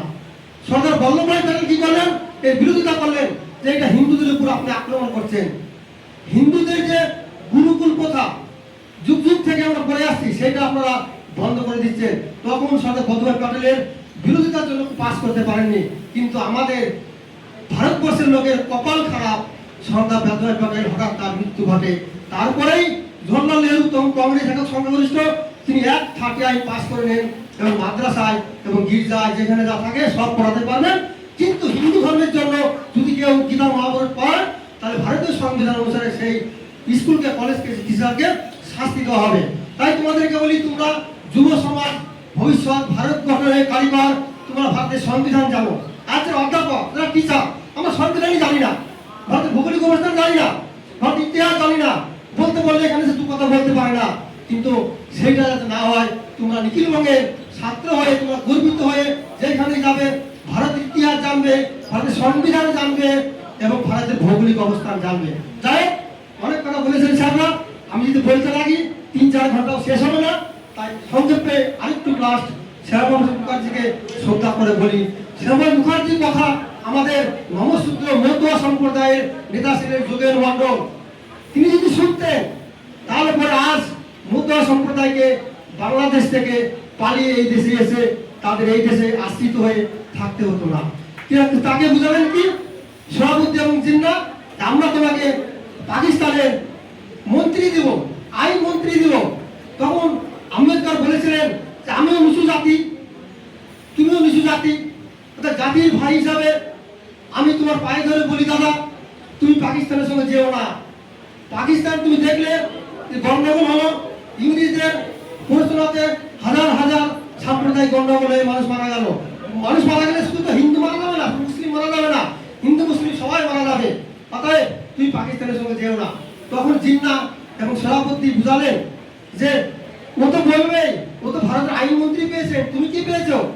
আমাদের বাঙালি জাতি খুব লোভী জাতি, তাকে আইনমন্ত্রী করা প্রস্তাব দিল এবং তিনি রাজি হয়ে গেলেন। এবং সে বলছিল যে ভোটাভুটি যে হয়েছিল, সে ভোটাভুটিতে যোগেন মণ্ডল পাকিস্তানের পক্ষে ভোট দিয়েছিল। এই জন্য যে বাংলার যে 5টি রাজ্য নিয়ে মতুয়া সম্প্রদায় পাকিস্তানে চলে গেল। তখন উনি যখন এটা করলেন, পরবর্তীকালে কি হলো, পাকিস্তানে গিয়ে তোমরা সবাই দেখেছো যে ছোট ছোট বাচ্চা, বুড়ো বুড়ো মা কোলে করে মাথায় পাটল দিয়ে সব ছবিতে দেখো, সব হাজার হাজার সম্পত্তি, হাজার হাজার টাকা পয়সা ফেলে দিয়ে তারা জীবন নিয়ে পালিয়ে আসছে এই দেশে। তাই কবিতা যে কথাটা বললেন, আজ যদি বাংলাকে ডক্টর শ্যামাপ্রসাদ মুখার্জি ভাগ না করতো, তাহলে আমাদের বাঙালির প্রত্যেকটা বাঙালি এই দেশ থেকে, আমাদের এই রাজ্য ছেড়ে বাংলা থেকে বিহার, উড়িষ্যা, উত্তরপ্রদেশে পালিয়ে গিয়ে আমাদের বাঁচতে হতো। তাই শ্যামাপ্রসাদ মুখার্জি তাকে আরেকবার প্রণাম দিয়ে বলছি, তিনি যে আমাদের ভারতবর্ষের সঙ্গে যুক্ত করেছিলেন, তিনি একাই লড়েছিলেন। এবং যখন তোমরা দেখো কিছু লোক লড়াই করে, যখন থেকে আমাদের এই সমাজের অস্তিত্ব বিপন্ন, তখন কি হয়, অন্য অন্য লোক যারা থাকেন তারা যখন দেখেন সত্যিতে বিপন্ন, তার কারণ দাঙ্গা হয়েছিল, যদি পাকিস্তানের সঙ্গে চলে যায় তাহলে হিন্দুরা আমরা আর বাঁচবো না। অতএব তখন বাধ্য হয়ে হিন্দু নেতা যারা ছিলেন, জ্যোতি বসু থেকে শুরু করে, মেঘনাথ সাহা থেকে শুরু করে, জগন্নাথ সরকার থেকে শুরু করে যারা ছিল, 58 ভোট হয়েছিল কোথায়, বর্ধমানে মহারাজের বাড়িতে। সেইখানে হিন্দুরা সবাই এক হয়ে, কংগ্রেস, সিপিএম যত পার্টি ছিল, হ্যাঁ, সবাই এক হয়ে তখন পশ্চিমবাংলা ভাগ করার পক্ষে ভোট দিয়েছিল। কিন্তু তবুও পশ্চিমবঙ্গ ভাগ হয়েছিল কি বরাবর, গঙ্গা নদী বরাবর। জিন্না সভাপতি চেয়েছিল গঙ্গার উপরটা থাকবে পাকিস্তান আর গঙ্গার এপারটা থাকবে পশ্চিমবঙ্গ, তথা ভারতের সঙ্গে যুক্ত থাকবে। সে একটু বলেছিলেন বক্তব্যের সময়, কলকাতা ছিল তাদের স্বপ্ন, কলকাতা নিতে পারেনি বলে তাদের খুব আফসোস। কিন্তু শ্যামাপ্রসাদ মুখার্জি বলল, এই ভারতবর্ষের ঐতিহ্য কলকাতা, এই কলকাতাকে কোনো মতেই আমি দেব না। তিনি তখন সব নেতাদের কাছে গিয়ে সবার সমর্থন আদায় করলেন। লর্ড মাউন্টব্যাটেন থেকে শুরু করে প্রত্যেকের সংবিধান আদায় করে, তার দায়িত্ব আদায় করে তাদের কলকাতাকে ভাগ করে নিয়েছিলেন। যে মালদা, মুর্শিদাবাদ এবং উত্তর দিনাজপুর, পশ্চিম দিনাজপুর, সেটা তখন পাকিস্তানে চলে গেছিল। তখন ভাগ করার সময় দেখেন যে এইভাবে তো ভাগ করা যায় না, তাহলে বাংলাটা ভাগ ঠিকঠাক হয় না, বিহারের সঙ্গে কেটে যাচ্ছে।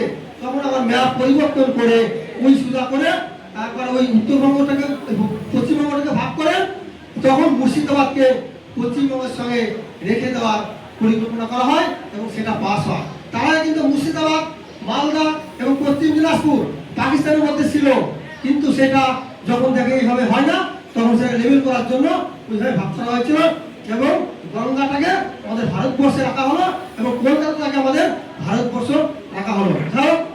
আর আমি বেশি বিস্তৃত করবো না।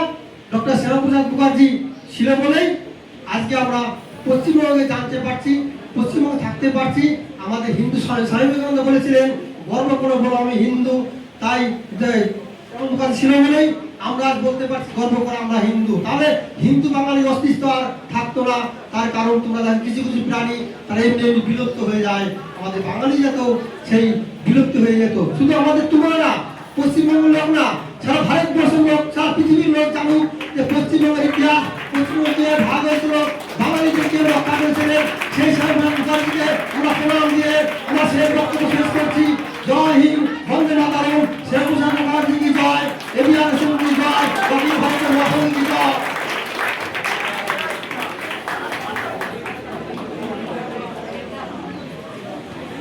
আচ্ছা, আর কিছুক্ষণ তোমাকে সহ্য করতে হবে। সেই সহ্যটা কেন কি এখানে যে সঞ্চালক তাকেও বক্তা হিসাবে এখানে রাখা হয়েছে। সমস্যাটা হচ্ছে এখানেই। তবে শেষ বক্তা, তো শেষ বক্তা হিসাবে আমি দু চার কথা বলছি। আমি একটু অন্যভাবে শুরু করতে চাইছি। অনেক ইতিহাস প্রেক্ষাপট শুনলে তোমরা সবাই, আমাদের অন্ধকার জীবন, কালো দিনের ইতিহাস তোমরা শুনেছ। আমি শুরু করব এই বলেই, সেই অন্নদা শঙ্কর রায়ের খুকু ও খোকা কবিতা থেকে, তেলের শিশি ভাঙলো বলে খুকুর উপর রাগ করো, তোমরা যেসব বুড়ো খোকা ভারত ভেঙে ভাগ করো তার বেলা। তো আলটিমেটলি একটা জিনিস তো সবাই বুঝতে পেরেছি যে ভারত ভাগ হয়েছে, যেটা কাম্য নয় এবং কেউই আমরা চাইনি। আচ্ছা, অখণ্ড ভারতের কথা ভাবো তো একবার। পাকিস্তান, বাংলাদেশ, আমরা কোন বিভাগে আমাদেরকে হারাবে? তোমরা ওয়াসিম আকরমের বোলিং দেখেছো? ইমরান খানের ব্যাটিং দেখেছো? ইনজামুল হকের ব্যাটিং দেখেছো? আমরা দেখেছি। যদি আমরা এক থাকতাম তাহলে বিশ্বে আমরা কিন্তু রাজ করতাম, তাই না? আমাদের ক্রিকেট টিমের কথা ভাবো, আমাদের হকি টিমের কথা ভাবো। আসলে ওই যে পুরো খোকারা পলিটিক্স কি, আমার চোখে পলিটিক্স হচ্ছে ব্রেন ওয়াশ করার একটা মেশিন। কে কার মাথাকে কিভাবে ওয়াশটা করে দিতে পারে বুঝিয়ে, সেই মেশিনে আমরা সবাই পড়ে গেছি। সেই যে ইংরেজরা ওই যে হিন্দু মুসলমান করে দিয়ে যে ভাগটা করে দিল, এবং আমাদের ওই বুড়ো খোকারা তার পাল্লায় পড়ে গিয়ে হিন্দু মুসলমানকে আলাদা গোষ্ঠী করে একে অপরের সঙ্গে একটা লড়াই দিয়ে তারা তাদের স্বার্থ উদ্ধার সিদ্ধি করতে চাইল। ঠিক যেমন ভাবে ওই মোহাম্মদ আলী জিন্নাকে সুড়সুড়ি দিল যে তুমি জীবনে রাষ্ট্রপতি বা একটা তো হতে পারবে না, নেতা হতে পারবে না, কেন এখানে জওয়াহরলাল নেহরু আছে, তোমরা আলাদা হয়ে যাও, আলাদা রাষ্ট্র করো, তাহলে তুমি সেই রাষ্ট্রকে তুমি রাজ করতে পারবে। কিরকম সুরসুরনি দেখো, যে যেখান থেকে আজ আমরা অনবরত সেই প্রবলেম থেকে আমরা সেটা ফেস করছি এবং আমরা ব্যর্থভাবে ফেস করছি। ইভিন বিদ্রোহী কবি কাজী নজরুল ইসলামও ব্যর্থ হয়েছে। 1936 বা 37 সালে এরকম সময় বিদ্রোহী কবি নজরুল ইসলামই কিন্তু এই কবিতাটা লিখেছিল, মোরা এক বিনতে দুটি কুসুম হিন্দু মুসলমান, লিখেছিল না? কিন্তু কেউ শুনল না তার কথা, তিনিও ব্যর্থ হলেন। তারপরে সেই হিন্দু মুসলমান ভিত্তিতে দেশটা ভাগ হলো। তাহলে কিরকম ভাবে ব্রেনটা ওয়াশ করেছে, এবং তার থেকে আজ আমাদের নিষ্কৃতি নেই। এখনো আমরা দেখি হিন্দু মুসলমানের লড়াই করছে। কারা লড়াই করছে, কারা লড়াই লাগাচ্ছে? সেই পুরো খোকারা দেখো, তারা কিন্তু লড়াই লাগিয়ে দিচ্ছে, ওরা হিন্দু ওরা মুসলমান। আজকের এই আলোচনার সমস্ত সাপেক্ষে এই জায়গা থেকে আমরা যদি শিক্ষা অর্জন না করি যে আমরা এই ফাঁদে পা দেব না, তাহলেই আজকের দিনের এই উদযাপনটা সাকসেসফুল হবে।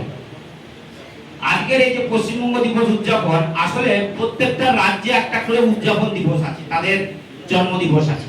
যেমন এখানে আমাদের পাশের রাজ্য উড়িষ্যাতে 1 এপ্রিল উৎকল দিবস হিসাবে তারা পালন করে। কেন? 1939 সালে এই দিন তাদের হয়েছিল। আমাদের এই 20 জুন, যেহেতু তার ইতিহাসটা তোমরা শুনলে হয়েছিল, তাই 20 জুনকেই আমাদের পশ্চিমবঙ্গ দিবস হিসাবে। এবং আলোচনার মাধ্যমে তোমরা বুঝতে পারলে যে কি লড়াই করে শ্যামাপ্রসাদ মুখার্জি পশ্চিমবঙ্গকে রক্ষা করেছিলেন। আসলে মূল কথা হচ্ছে আমরা এখন সবাই বাংলাদেশি থাকতাম, কিন্তু আমরা যে আজ ভারতবাসী তার জন্য যার সব থেকে অবদান উনি ছিলেন। এছাড়াও ওনার সঙ্গে আরো অনেকে ছিলেন। তো পশ্চিমবঙ্গ স্থপতি হিসাবে, রূপকার হিসাবে এই জন্য ওনাকে সম্মান দেওয়া হয়। আর বাদ বাকি যে ইতিহাসগুলো, এগুলো সব কি বললাম, ব্রেন ওয়াশের ইতিহাস, মানুষকে বোকা বানিয়ে একে অপরের সঙ্গে লড়াই করে দেওয়ার ইতিহাস। এইবারে আমি জাস্ট ডক্টর শ্যামাপ্রসাদ মুখার্জি যে একাডেমিশিয়ান ছিলেন সেই বিষয়টা একটু আলোকপাত করবো আর একটু রাজনৈতিক আলোকপাত করে আসলে তোমরা শুনেছো যে 31 বছর বয়সে একজন ভিসি হচ্ছে, যে রেকর্ড আজ অব্দি ভারতবর্ষে নেই। যোগ্য বাবার মানে মহান পিতার মহান সন্তান, কোন পরীক্ষায় সেকেন্ড হয়নি। ইংরেজিতে অনার্স করলেন, করে ফার্স্ট, সেখানেও ফার্স্ট। এলএলবি করলেন, তারপরে তো ব্যারিস্টারি করলেন, সব জায়গাতে উনি ফার্স্ট। মাস্টার ডিগ্রি করলেন এখানে কলকাতা ইউনিভার্সিটিতে, ওখানে উনি প্রথম স্থান অধিকার করলেন। তারপরে ওনার বাবা যখন মারা যান, তারপরেই উনি ওই ভিসির দায়িত্বে এলেন আস্তে আস্তে। এরও অনেক ইতিহাস আছে, আমি সংক্ষেপে ছাড়ছি। ভিসির দায়িত্বে এলেন, এসে উনি কি করলেন একাডেমিশিয়ান হিসাবে। আজকে তোমরা যারা টিচার্স ট্রেনিং কোর্স করছো, ওনারই অবদান। উনি এই কোর্স প্রবর্তন করেছিলেন, আমরা জানি না। উনি এই টিচার্স ট্রেনিং কোর্স করা দরকার, যে যারা শিক্ষা দেবে তারা কিভাবে শিক্ষা দেবে। উনি তার হচ্ছে কলকাতা ইউনিভার্সিটিতে উনি সেই টিচার্স ট্রেনিং কোর্সের প্রবর্তক উনি করেছিলেন। ম্যাট্রিক পাস থেকে জিওগ্রাফি সাবজেক্টে এমএ পর্যন্ত বাংলায় কোনো পড়ার ব্যবস্থা ছিল না, উনি করলেন। এই যে বিজনেস ম্যানেজমেন্ট পড়ছো, উনি কলকাতা ইউনিভার্সিটিতে এগুলো করেছে প্রথম। এই যে হোম সায়েন্স মেয়েদের জন্য বিশেষ করে উনি প্রবর্তন করেছেন। উনি, আচ্ছা তোমরা ঠাকুরিয়া লেকের কথা শুনেছো? ঠাকুরিয়া লেকে ইউনিভার্সিটি রোয়িং ক্লাব, যেখানে গেলে এখনো রোয়িং ক্লাব রোয়িং করছে, এটা দেখতে পাবে। এবং ইউনিভার্সিটি অ্যাথলেটিক যে ক্লাব উনি প্রতিষ্ঠা করেছিলেন। আর সৌভাগ্যের বিষয়, আমি যখন যাদবপুর ইউনিভার্সিটিতে পড়ি, ওই লেকে ঠাকুরিয়া লেকে আমাদের সুইমিং ক্লাস হতো, আমরা গিয়ে রোয়িং দেখেছি। তখনও জানতাম না যে এই যে সুইমিং করছি, এই যে রোয়িং ক্লাব, এগুলো সবের মূলে এই ভদ্রলোক। প্রত্যেকটা এই যে কলকাতা ময়দানে ক্যালকাটা ইউনিভার্সিটির ফুটবল মাঠ আছে, তোমরা জানো? কেউ জানো? মোহনবাগান মাঠের পূর্ব দিকে কলকাতা ইউনিভার্সিটির একটা মাঠ আছে, যেখানে কলকাতা ইউনিভার্সিটির স্টুডেন্টরা খেলে। আমার সৌভাগ্য হয়েছে ওই মাঠে খেলার এবং ওই টেন্টে রাত কাটানো। আমি ওই মাঠে ফুটবলও খেলেছি, ক্রিকেটও খেলেছি। জানতাম না যে এই যে মাঠে আমি খেলছি, তার পিছনে যে লোকের ভূমিকা তিনি হচ্ছেন ইনি। কলকাতা ইউনিভার্সিটিতে ইসলামিক হিস্ট্রির উপর যে আলাদা ডিপার্টমেন্ট তৈরি হয়েছে, প্রথম কে করেছেন? ইনি করেছেন। কলকাতা ইউনিভার্সিটিতে লাইব্রেরি এবং পাঠাগার কে করেছেন? ইনি করেছেন। এই যে শিয়ালদাতে একটা হাসপাতাল আছে, দেখবে স্টুডেন্ট ওয়েলফেয়ার বলে উনি একটা কমিটি করলেন, যেখানে স্টুডেন্টদের স্বাস্থ্য রক্ষা হবে, তারও রূপকার হচ্ছেন উনি। অর্থাৎ ইউনিভার্সিটিতে এসে, আর স্যার তো উল্লেখই করলেন যে তখন রবীন্দ্রনাথ ঠাকুর, তোমরা সবাই জানো 8 পাস উনি, কিন্তু ওনাকে অধ্যাপক হিসাবে নিযুক্ত করার মতো ডিগ্রি নেই, তাই তো? কিন্তু উনি বিশেষ মিটিংয়ে বিশেষভাবে পাস করে ওনাকে বিশেষ অধ্যাপক হিসাবে ওখানে বাংলার ক্লাস করিয়েছেন এই শ্যামাপ্রসাদ মুখার্জি। কমলা অধ্যাপক নাম দিয়ে সমাবর্তন অনুষ্ঠানে ওখানে এই রবীন্দ্রনাথ ঠাকুরকে ক্যালকাটা ইউনিভার্সিটিতে বক্তব্য দিয়েছেন উনি। আর 1934 থেকে 38 পর্যন্ত দুটো টার্ম তো উনি ছিলেনই ভিসি, এটা তো তোমরা শুনেছো। অর্থাৎ একাডেমিশিয়ান হিসাবে ওনার কিন্তু যথেষ্ট ভূমিকা এখানে আছে এবং খুবই মেধা ছিলেন। ওনার বাবা যেমন মেধাবী ছিলেন, উনিও মেধাবী। তা ওনার আবার পিতা মানে যিনি গঙ্গা প্রসাদ যে মুখার্জি, উনি ছিলেন ডাক্তার। আসলে এই যে আশুতোষ মুখার্জি যে লেনে লেনে যে বাড়িটা আসলে গঙ্গা প্রসাদ মুখার্জি করেন, ওখানেই আশুতোষ মুখার্জির জন্ম হয়। যাই হোক, এইবারে ওনার আরেকটা দিক আছে, সেটা হচ্ছে রাজনৈতিক দিক। রাজনৈতিক দিকে কিভাবে কি কি করলেন তোমরা শুনেছো। তবু বলি যে মানে স্বাধীন ভারতের প্রথম শিল্পমন্ত্রী কে? শ্যামাপ্রসাদ মুখার্জি। জিকে প্রশ্ন একটা, উনি শিল্পমন্ত্রী হয়ে কি কি করলেন? এই যে দুর্গাপুর ইন্ডাস্ট্রিয়াল সিটি দেখছো, ওনার তৈরি করা। এই যে চিত্তরঞ্জন লোকোমোটর, যেখানে রেল ইঞ্জিন তৈরি হয়, ভারতবর্ষের প্রথম রেল ইঞ্জিন যে কারখানা, উনি তৈরি করেছেন শিল্পমন্ত্রী হিসাবে। এই যে ডিভিসি, ওনার তৈরি। আর সিন্দ্রি যে ফার্টিলাইজার, যেটা জিকে প্রশ্ন পড়ে যে কোথায় অবস্থিত, ঝাড়খণ্ডে। প্রথম যে সার কারখানা ভারতবর্ষে কোথায় হয়েছে? ঝাড়খণ্ডে। কে করেছেন? উনি করেছেন। এবং সেই সার কারখানার যে বর্জ্য, যে সমস্ত জিনিস, ক্যালসিয়াম কার্বনেট, এইসব সেইগুলোকে ব্যবহার করে যে সিমেন্ট কারখানা, উনি করেছেন। মধ্যপ্রদেশে উনি কাগজ তৈরির কারখানা, নিউজ পেপার প্রিন্টিং কারখানা, দেশলাই কারখানা। অর্থাৎ শিল্পমন্ত্রী হিসাবে প্রথম ভারতের স্বাধীন ভারতের প্রথম শিল্পমন্ত্রী হিসাবে ওনার এইগুলো অবদান ছিল। এছাড়া যত বাঁধ দেখেছো, হীরাকুদ বাঁধ কোন নদীর উপরে, তিলাইয়া, পাঞ্চের, এই বাঁধগুলো তোমরা যারা পড়ছো এসএসসি প্রশ্ন, এই বাঁধগুলো তৈরি করার পেছনে যার ভূমিকা তিনি হচ্ছেন ইনি।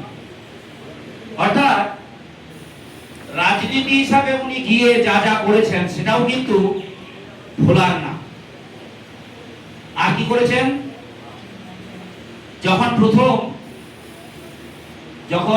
1950 সালে যখন ওই লিয়াকত নেহরু চুক্তি হলো, যেটাতে উনি বিরোধিতা করলেন, তার আগে যে ভারত যে ভাগের যে চলছিল, তার মধ্যে যখন উনি বিরোধিতা করলেন, উনি প্রথম বলেছিলেন যে ভিভিসেট মি বিফোর ভিভিসেট ইন্ডিয়া। আমাকে ব্যবচ্ছেদ করো, ইন্ডিয়াকে ব্যবচ্ছেদ করার আগে। ভারতবর্ষে যদি ভারত ভাগের সব থেকে চরম কট্টর বিরোধী যদি কাউকে বলা হয়, উনি। যখন এই নেহরু লিয়াকত চুক্তিটা ওনার পছন্দ হলো না, উনি কিন্তু তখন বেরিয়ে গেলেন। ওই নেহরুর যে মন্ত্রিসভা থেকে বেরিয়ে এলেন, শিল্পমন্ত্রী থেকে উনি পদত্যাগ করলেন। করে এসে উনি 1951 সালে ভারতীয় জনসভা বলে, জনসংঘ বলে রাজনৈতিক দলের জন্ম দিলেন। এবং এই দল প্রথম যে ভারতবর্ষে 1952 সালে যে প্রথম জেনারেল ইলেকশন হয়েছিল, এটা একটা জিকের প্রশ্ন, যে প্রথম জেনারেল ইলেকশন হয়েছিল কত সালে? 1952 সালে।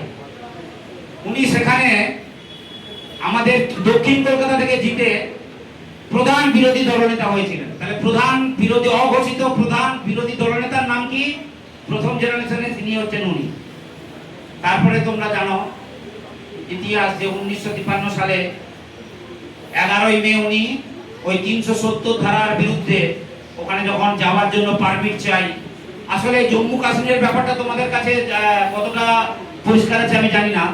মানে একই দেশের মধ্যে একটা আলাদা করে দেশ, আলাদা দেওয়া, আলাদা সেখানে পতাকা উঠবে, আলাদা সবকিছু আলাদা, সেখানে স্বায়ত্তশাসন আলাদা, তারা যা করবে তাই। তখন উনি বলেছিলেন যে এক দেশ মে দো নিশান, দো প্রধান, দো বিধান নেই চলেঙ্গে। উনি চেয়েছিলেন যে আমরা সবাই একটা দেশে একটাই সবকিছু থাকবে, ইউনিফর্ম, সিভিল কোড থেকে শুরু করে একটাই পতাকা থাকবে, একটাই জাতীয় সঙ্গীত থাকবে। এই সব বিরোধিতা করেছিলেন। এবং ওই কাশ্মীরে যখন ইম্পোজ হলো যে কেউ যেতে পারবে না পারমিশন ছাড়া, উনি ওখানে গেলেন, অ্যারেস্ট হলেন এবং কিভাবে মারা গেলেন তার গল্প তোমরা তরুণবাবুর কাছ থেকে শুনেছো, যেটা নিয়ে এখনো অনেক প্রশ্ন থেকে যায় যে সত্যিকারের উনি মারা গেছিলেন না বিরোধী দলনেতাকে চক্রান্ত করে সরিয়ে দেওয়া হয়েছিল। এগুলোর একটা ইতিহাস আছে, এটা নিয়ে অনেক সমালোচনা আছে এবং বিভিন্ন মত আছে, আমরা যেটা পড়াশোনা করে জানতে পেরেছি।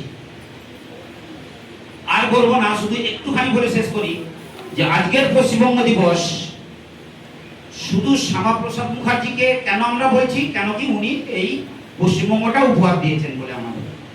কিন্তু আমাদের ভুলে গেলে চলবে না, কাজী নজরুল ইসলামের, সেই বিদ্রোহী কাজী নজরুল ইসলামের যে সমস্ত লেখা, তার যে রুদ্রবীণা, আর কবিতা, সাহিত্য, গল্পে যে সমস্ত মণিমুক্তগুলো ছড়িয়েছেন আমাদের রবীন্দ্রনাথ ঠাকুর, তাকে ভুলে গেলে চলবে না। নেতাজি সুভাষচন্দ্র বসু, বাঙালির গর্ব, তাকে ভুলে গেলেও চলবে না।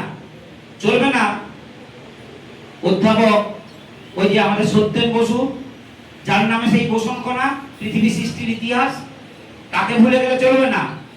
জগদীশ চন্দ্র বসু, তাকে ভুলে গেলে চলবে না। রাজা রামমোহন রায়, বিদ্যাসাগর, এদের সমাজে এদের ভূমিকা ভুলে গেলে চলবে না। আর স্বামী বিবেকানন্দ যে বেদান্তের বাড়ি বর্ষণ করে ভারতবর্ষকে পৃথিবীর কাছে পৌঁছে দিয়েছিল, পৃথিবীর মধ্যে, তাকে ভুলে গেলে চলবে না। অর্থাৎ আজকের দিবস ডক্টর শ্যামাপ্রসাদ মুখার্জি কে নিয়ে যেমন আমরা জানবো, এইটা জানতে গিয়ে অন্যদের যেন না ভুলে যাই। এই গান আজকে যে অনুষ্ঠান শুরু হয়েছিল বঙ্কিমচন্দ্রের সেই আনন্দমঠ থেকে নেওয়া বন্দে মাতরম, তাহলে সেই বঙ্কিমচন্দ্র চট্টোপাধ্যায়কে ভুলি কি করে? অর্থাৎ বাঙালি যাদেরকে নিয়ে গর্ব করার আমার যে জায়গা আছে, পশ্চিমবঙ্গ দিবসকে তাদেরকেও শ্রদ্ধার সঙ্গে স্মরণ করার একটা দিবস। যাই হোক, আমার বক্তব্য আমি ডক্টর শ্যামাপ্রসাদ মুখার্জিকে আমার সম্মান জানিয়ে আমার বক্তব্য আমি এখানেই শেষ করছি। সভাপতি মহাশয় অনুষ্ঠানের সমাপ্তি ঘোষণা করবে। তার আগে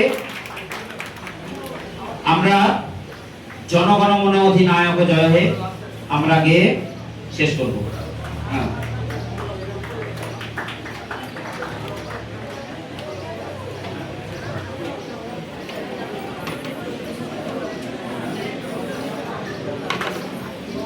এখনো শেষ হয়নি। তো আমরা 11টা থেকেই আজকে যে বিভিন্ন জায়গাগুলোকে আলোচনা করার চেষ্টা করলাম, একটা অ্যাওয়ারনেস। তো সেই প্রোগ্রামের আমরা একদম অন্তিম লগ্নে এসে পড়েছি। আগামীকাল আমাদের সরকারি নির্দেশিকা অনুযায়ী 6:30 থেকে আমাদের 12 ইন্টারন্যাশনাল যোগা ডে পালিত হবে।